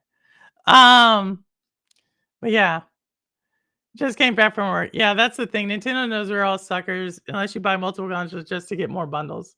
Yeah, but see, I think it's gonna be set. I don't know if they're gonna go over 80. I don't know. But again, they have to like price that out for a long time. And when you look at the strength of the US dollar or the weakening of the US dollar versus like they have to price all this in at the same time. And I'm not saying price increases altogether, but I'm also like, again, I I think y'all have an argument with you're saying the console's overpriced versus the other one. You kind of lose me with the price of a game because it's $60. Like, let me put it better this way: if you had the same job from 2017 and you were getting paid the same amount, what's the difference? You're doing the same work. You know what I mean? That don't work the same way. If you had the same job from 2017 to today and you got no price increases or you got no wage or salary increases at all, you're doing the same job, no? I mean, like again, I'm not saying like I support it. Like if y'all want to like create a whole nother economic system, I'm all ears. Mercantilism, let's go. Purple, is Mario Kart World the only Switch 2 game that will cost 8? So far, they've only said 2 game costs. Mario Kart and Donkey Kong. Donkey Kong is 70. Mario Kart is 80. That's all I can say. That's all the only 2 they showed. I can't say anything after that. We have to accept all pricing. All games are going up, not just Nintendo. Johnny Roque, that's where we are. Switch 2 games are just not worth it. Quality to cost isn't lining up in my. What do y'all mean by quality? I don't know what y'all mean by quality, man. I just don't know what you mean. Like, do you mean graphics? Like, you could make maybe an argument over there. Do you mean like gameplay loop? Like it's about having fun. Like Breath of the Wild, I spent what 110 hours in that game. $60 game. Remnant, 100 hours in that game. I believe Remnant's like 40, right? Prince of Persia, 60 hours. It's probably $50 in that, or 50 hours in that game. $50. Not 40, but it was 50. South of Midnight, I'm gonna probably spend 10 to 15 hours in that game. $50 game. Like what? Like what are you like basing quality? Like quality? Like what are you saying quality is? Most people are complaining about Switch prices have purchased multiple Switches. Sean, you're not lying on this. But Nintendo games are quality. Some are. The recent Pokemon games have been terrible. I didn't say they did. Pokemon is technically a joint venture, but I hear what you're saying. Low FPS, lag spikes, bugs. What bugs are you talking about? Oh, you're saying for the Pokemon game. Great. But yeah, I just gave you Tears of the Kingdom. I get Pikmin, Tears of the Kingdom, Breath of the Wild. Those are the Smash Brothers. Like those are the 4 Switch. Those are the 4 Switch published games that I have. No bugs in those games. Luigi's Mansion 3, from what I've played, no bugs in that game. Like, and I mean like no bugs. Honestly, this is Deja. This is the same review I had about Switch 1. They complained about the system price. In fact, I totally remember Switch 1 when it came out, and I totally agree with you. This is what they were saying. If you went to they actually said no games. That was the other thing. They have none of the top games. They actually had an issue with the Switch and the form factor. A lot of people had issue with that. They said it was a generation behind and so forth. Obviously, what y'all are saying is quality. It's the number 1 selling console in the world. I will go with you and say the best value is a Series S, with Game Pass. I'll go with you on that all day long. But obviously, quality, what is the most fun console is actually what matters. And people feel like they have more fun on this. Don't ask me why. Don't ask me why Nintendo, smaller than Sony, smaller than Microsoft, has sold more. Don't ask me. I don't know. Nostalgia, y'all would say? Cool. But there should have been enough nostalgia to say, yo, I was going to have more fun over here. For some reason, it's not doing it. I'm not saying those other companies aren't fun. I'm just saying, by far and large, people are saying they want Nintendo. I don't even play South of Midnight is about 12 hours. FCAT, you 100%ed it. How long did it take you to 100% it? Bro, my video will explain quality to you personally, and heads up, it will be dropping tomorrow. Go ahead. Just beware. I'm coming. Cowboy, I already said I'm coming for you. Like I am ready to go on this hill because you, like I said, you're the games you play the most. Be very honest. What are the games you play the most? Very curious. Mario Strikers was terrible. I didn't even know there was a game called Mario Strikers until today. True story. And that was in the 90s. Yes, it was a cartridge, so more expensive to make than a CD, but people pay. But Breath of the Wild has lots. What is a bug in Breath of the Wild? If you're talking about like a bug to go across the map, sure, but the actual like plane of the game, nah. There was like that game did not crash. That game I could do from point 1 to point 2. Hey, Wit, what's going on? Right, Pokemon is a joint venture. The console can be quality and have poor quality games. I just think Nintendo has done it the best with quality by far and large. Like you're gonna find people hard pressed to say, like with Pokemon Scarlet, you have an argument. But the other ones, the fans of those games, in your critical eye, like you're like, oh, this isn't like this. Like again, I think we said it before, it's subjective. I don't know why I'm arguing subjective points. Thanks, Johnny Roadkill on that one. I don't think more people have fun on Nintendo. They sell the most consoles, but not the most games. Oh, I don't know the fact on this. I don't know. You might be right on this. I don't know. I know Nintendo's sold over 1.5 billion games on Switch. I don't know how many Xboxes sold, and I don't know how much PlayStation sold. So I will give you that because that is a fact I do not know, but you better be right on this one, Decoy. Next Pokemon game gonna eat Power World for breakfast. You think so, FCAT? I don't know about that one. Children have more fun on Nintendo. It's the fact that in the average household there are more children than adults. Maybe. I don't know. I don't know how to answer these questions. Meaning that many people do just buy a Switch to play Zelda and Mario, nothing else. Like I said, they sold 1.4 million. Like Nintendo says it on their report, how many games they've sold total. I'm going to look this up. How many games has Nintendo sold? Revenue wise, most of their 70% of their revenue comes from Nintendo first party. But at the same time, that's revenue. Nintendo games don't go on sale. Other games do on their store. But I'm going to look this up. Cowboy plays Avengers, Fortnite, and WWE. That's quality, Ron? Mario Kart 8 Deluxe sold 6.7. It makes sense why that is the launch game. They can sell it. Or we're going to play Works Must Die tomorrow. Unless you played an emulated version of Breath of the Wild, because otherwise, no. Mel, you're saying for bugs? Or are you saying with bugs? The game I've played the most recently, Monster Hunter Wilds, WWE 2K, Split Fiction, Fortnite. So Split Fiction, Fortnite, WWE 2K are all on Switch. Monster Hunter Wilds just came out. I know you're enjoying that. I do not know if that's on Switch. I do not keep up with Monster Hunter on that. But those other threes will be on the Switch. So when you say quality in your top 3 of your top 4, probably that fourth one will be on there too. Again, I don't know what you're arguing, man. I just don't know what you're arguing.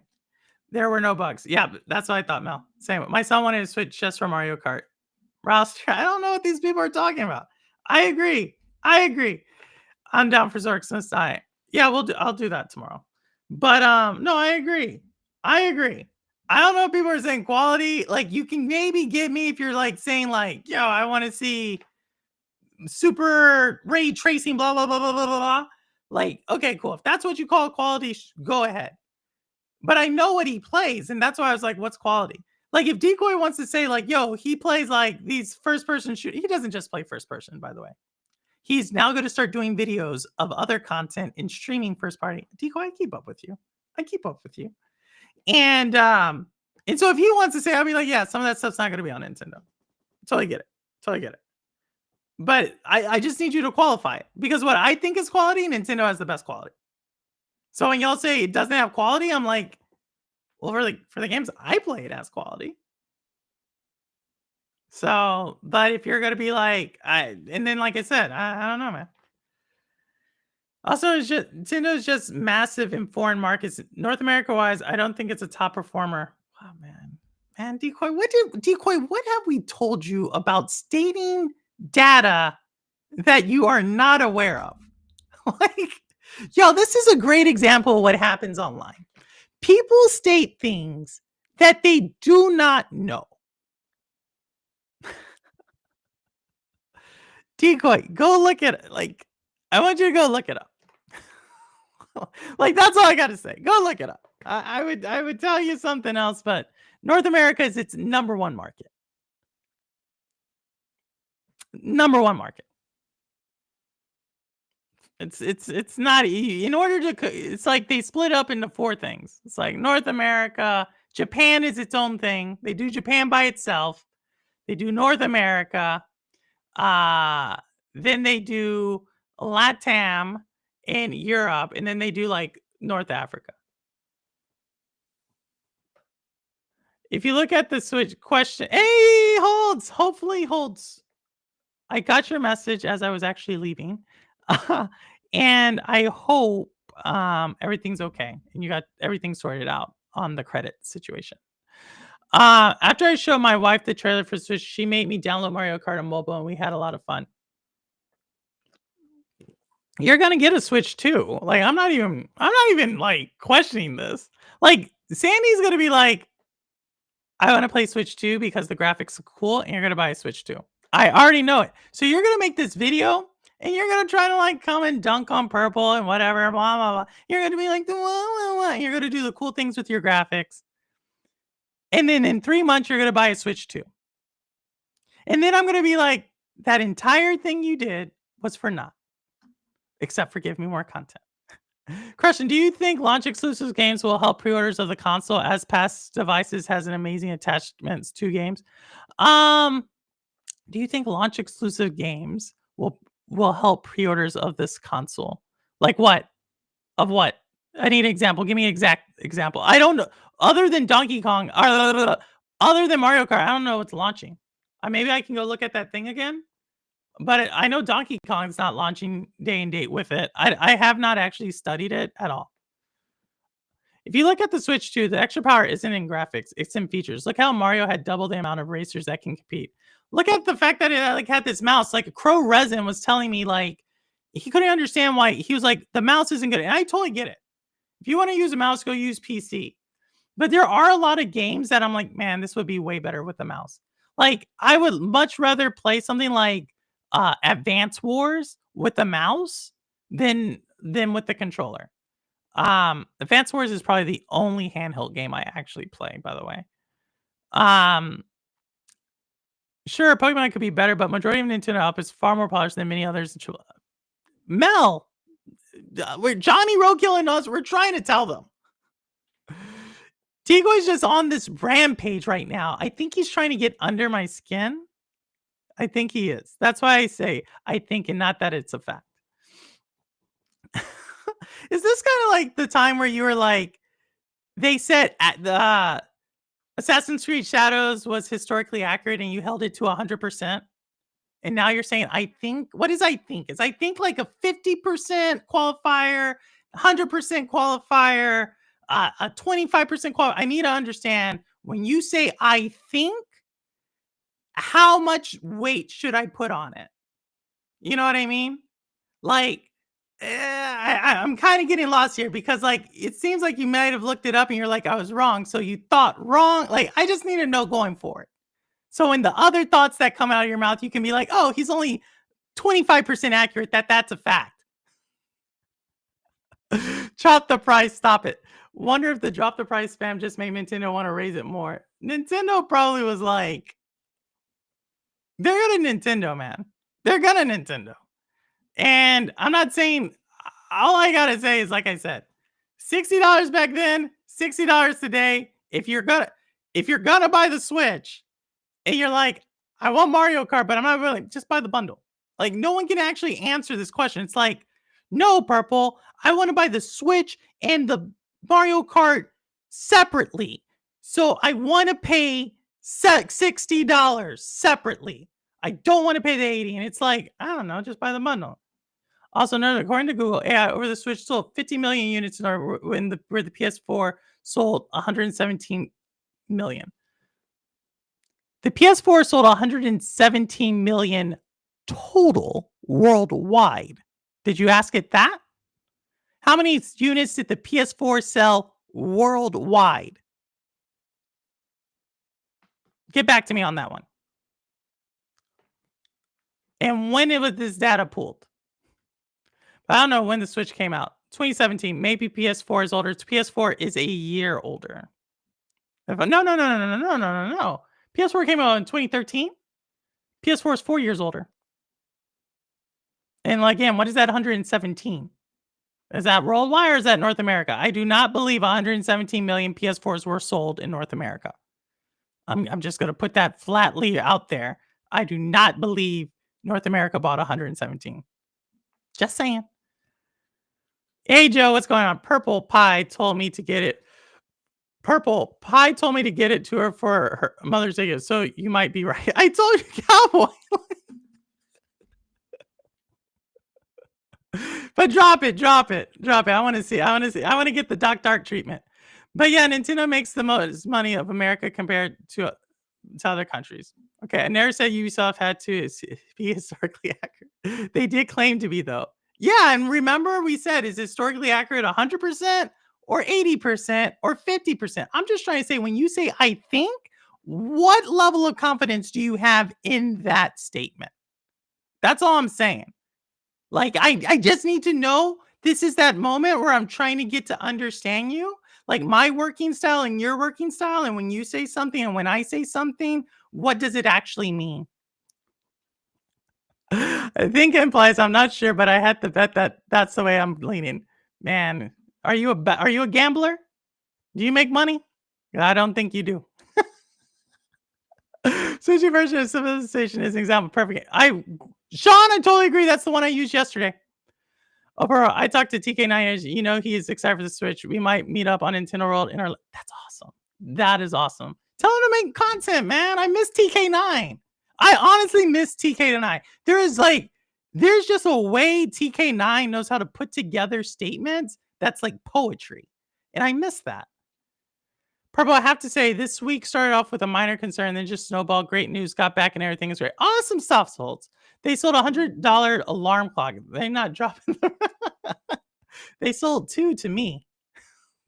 To me, I expected the price for Mario Kart would roll, and that is one that I would like to get, though the chances of me getting a Switch 2 is very low. Holds, you're going to get it. I'm not worried about that one. But Purple, it's anti-consumer. It's anti-consumer. I told you what anti-consumer is. Privacy laws, anti-consumer. Price gouging during times of emergency, anti-consumer. Taking away choice, anti-consumer.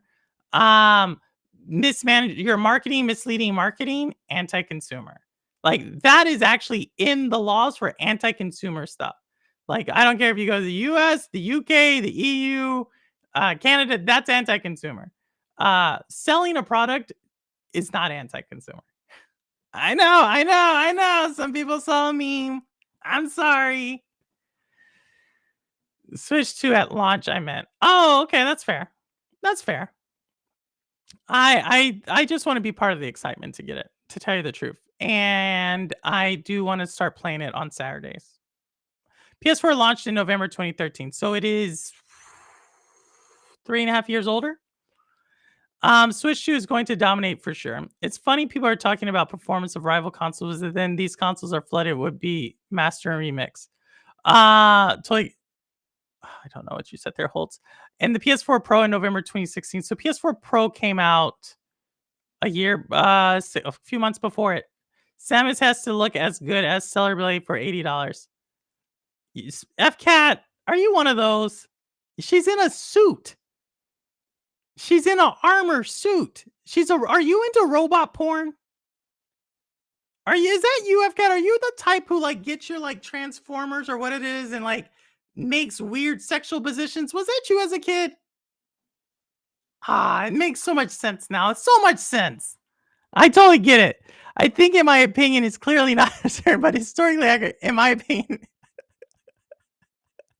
it's not that it's mostly accurate or takes inspiration. Okay. Okay, so you said I think in history. Okay, that's fair. As long as I understood it. As long as in my opinion, uh okay.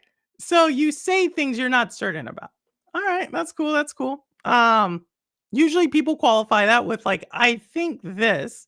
Like so when you say I think my name is Decoy, or do you do it in the affirmative? My name is Decoy. Fear of missing out equals pro consumer. Gotcha system equals pro consumer. Purple TK said he had to shut down the channel due to he kept getting strikes, so he is done with. Oh no. Yeah, oh man, that sucks. That sucks. All I know is I'm getting some Nintendo stock. Plume Gaming, Plume, y'all, Plume. The one person from Xbox International who shuns me shows up. Plume Gaming. My goodness, Plume, when are we going to give you your own shades of purple? This guy, Plume hates me, and he showed up. Thank you so much for coming. I could pre-order my American friends a Nintendo Switch too, but I have to charge a 25% Plume tariff. Oh my god, Plume bump. Some people would pay for it. I'm telling you. That is actually a quick question. Will Canada get it cheaper than the US? That's something I didn't get asked. I don't know. That's a good question, Plume. I want to play Hyrule Warriors.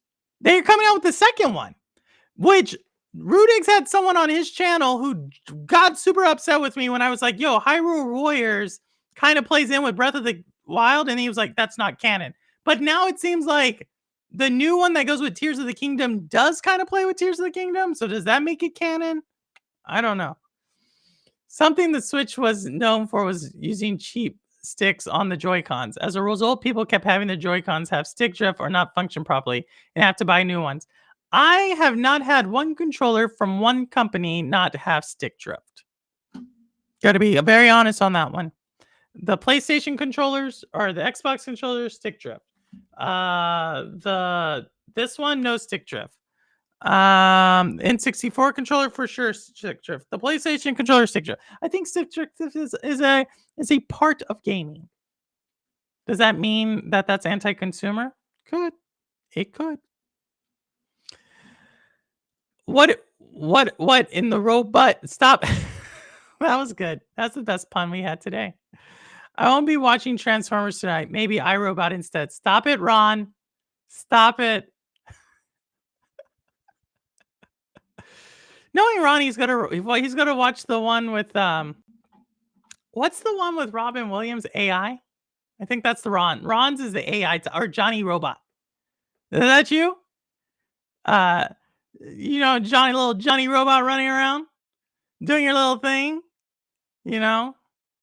getting super excited when he gets beat up by the kids with the bat. Is that you, Ron? You into like the cruel robot porn?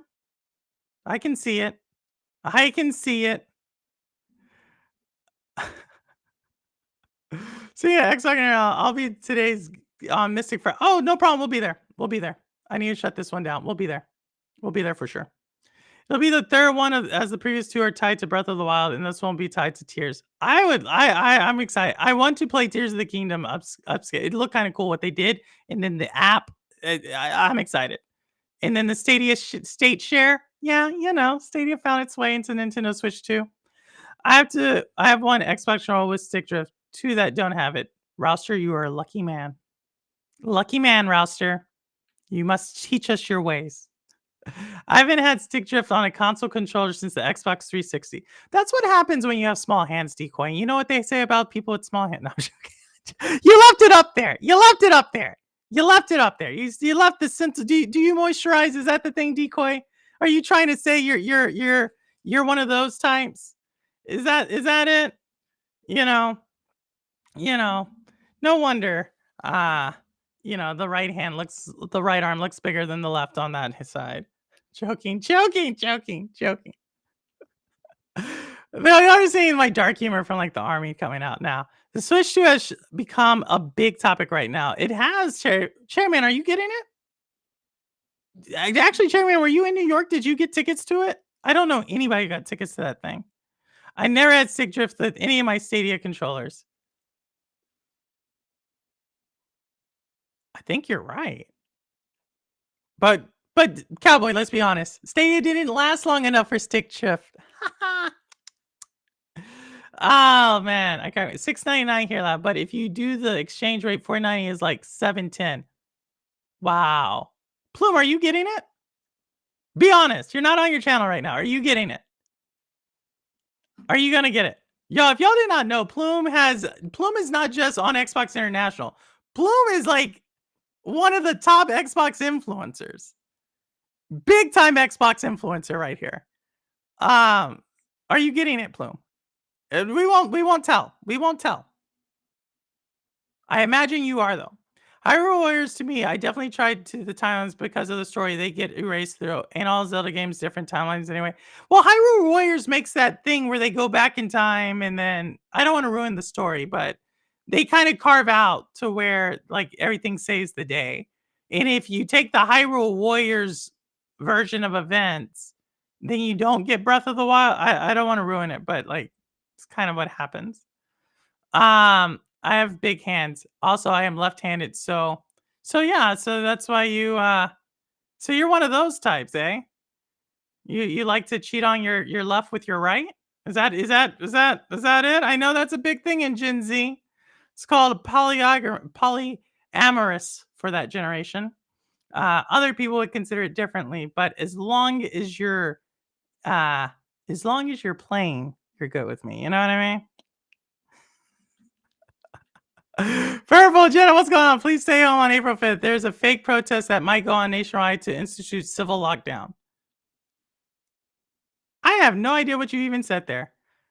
April 5th, are they going to sell TikTok tomorrow? That's what I want to know. Isn't that when they're supposed to sell TikTok?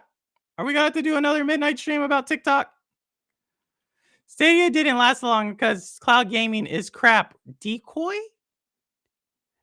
It works for some people. And I'm glad we have the option. That's all I'm going to say. You know, I could say the same thing about a lot of things. I'm glad the people who enjoy it enjoy it. Cloud dosage we are good with them. Did you serve in the military, Purple? I sure did. 12 years. Let's go. Never use exchange rates as UK still gets a high console price compared to America. I'm telling you, America had like, what did I tell you at the beginning of this stream? Everybody internationally is like, America, you already had the best deals in the world. Like, what are you talking about? Why are you ripping everything up? You had the best deal. And now you're trying to make it worse. Like, I have not seen one person talk about how they have a better deal than America. I'm a rich lord. What's going on? How's it going? What happened to those tombs and what happened to the nuclear power plant under the Pharaoh's tomb? Yeah, I'm getting it day one. Plume. I knew it. I knew, but you're a gamer, dude. You're a gamer. All y'all are gamers, man. If you must know, I don't cheat on any hand with any hand. It's actually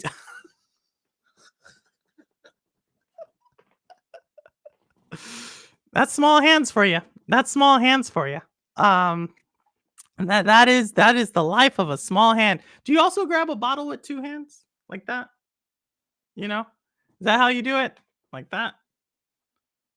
I don't know. Man, Purple Bunny. After my shoulder surgery, my right arm is smaller than my left arm. Oh my goodness. Well, that's because you got used to one way. Like that's what that means. That's like the cowboy, man. Like what you found out that you actually liked it better that way? Is that what happened? Marathon coming to Switch 2. I don't even know what Marathon is, man. Y'all keep talking about that game. And every single time y'all mention it, I think of like this running simulator. I literally think of this game that is like Death Stranding, but you're not delivering packages. You're just like moving. Every single time y'all mention Marathon, that's what comes to my mind.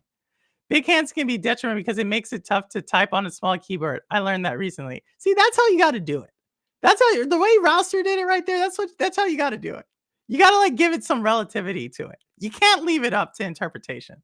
My son wanted me to tell you that he's streaming F1 tomorrow. Oh, awesome. I'll probably be around. I'll be around. Here we say, don't let the left hand know what the right hand is doing.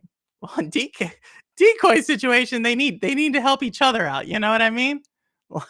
Like that's how it works, man. You know, I'm sure it'll come in handy one day. Just you know, I don't know. Oh my goodness. I know he's probably cussing me out right now. The scans are confirmed. The scans are confirmed real. Egyptian government is mad the scientists didn't need participants. I'm a rich lord. I get it. I get it. I think it's supposedly changed everything. That was 2 weeks ago.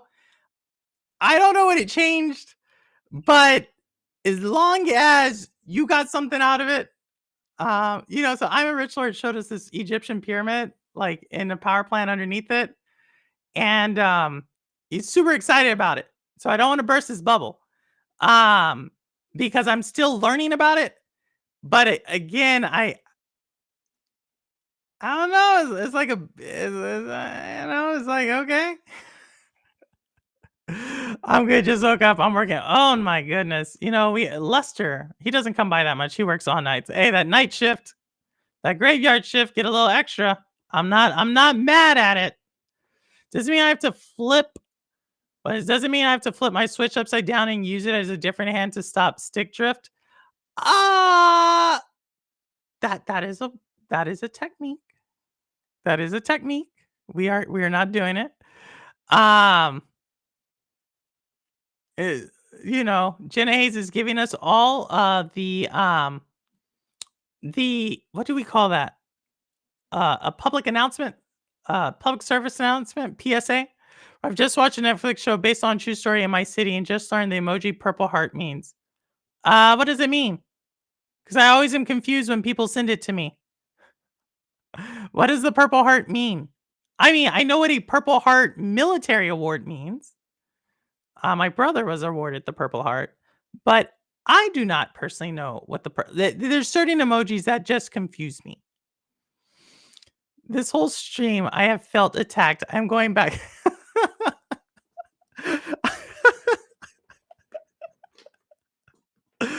Oh my goodness. We always appreciate you, Decoy. Always have to appreciate you. I actually have never watched an Asmongold stream. But he games. I can't be mad at him. He games. He's good with me. Face blue smiling, face green smile. Oh my goodness. Purple looks North African. Do I? Is it the curly hair?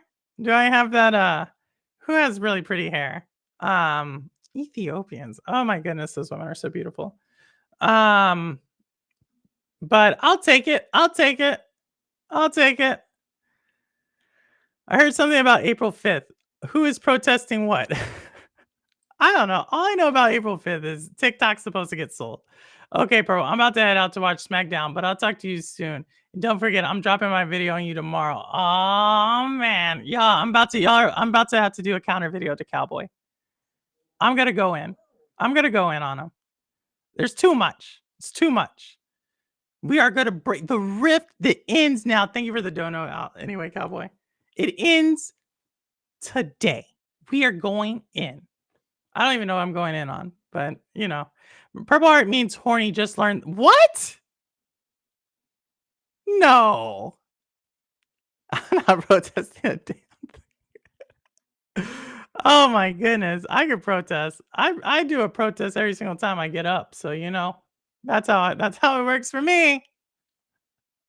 American cities across the city are planning mass protests against the current president.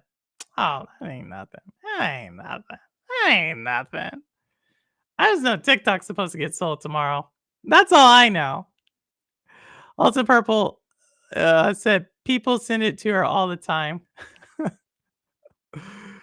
No, no, I don't believe that's what that means. I never heard purple emote. It actually does come to me all the time, and that is not what people are sending me. Trust me on this. Even though if some of them did. Ooh. Where's the guy that looked like my uncle? He was funny. Joe? Fast? What's going on, Fast? Joe was in here earlier. I gotta shut this one down, y'all. I'm so upset. Like Inioke, she's streaming. Jeff is streaming. There's so many people streaming. But thanks for coming by. Obviously, we went super long. It's longer than Shades of Purple yesterday. But yeah, overall, uh, stay safe out there. Be prepared for higher prices. Continue to enjoy gaming. It's supposed to be fun. And yeah, it's been real. I will talk to you all next time. Please look out for Cowboys video. Dunking on me. Don't go protest outside. Make sure to go look up the Egyptian tombs. Understand what quality means. Check out if y'all wanted really in-depth review of the Switch 2. Go check Mel's channel out. He did an awesome video earlier today. If you want to watch South of Midnight, Johnny Roadkill's out there. If you want all the Xbox latest news, you got Plume out there. If you want to play a game, you got Joe out there. Who am I missing? Who's been? If you want to join us in playing Orcs Must Die, Rouster's got you cooked up. Who else am I missing out there? Inioke is streaming. I already gave her a shout out. I think I got all the people. Cowboy will be on Mystic Fragments later today. Decoy has you covered on every single FPS person live. He's really good at the game. Think I get everybody? Tariffs for the W. He thinks. He thinks. Y'all know what it means when he says I think. So y'all understand that about Decoy. But all right, later, y'all. Hold. We will talk later. All right, take care, y'all. I gotta head out of here, and I want to hear this music anyway. All right, later.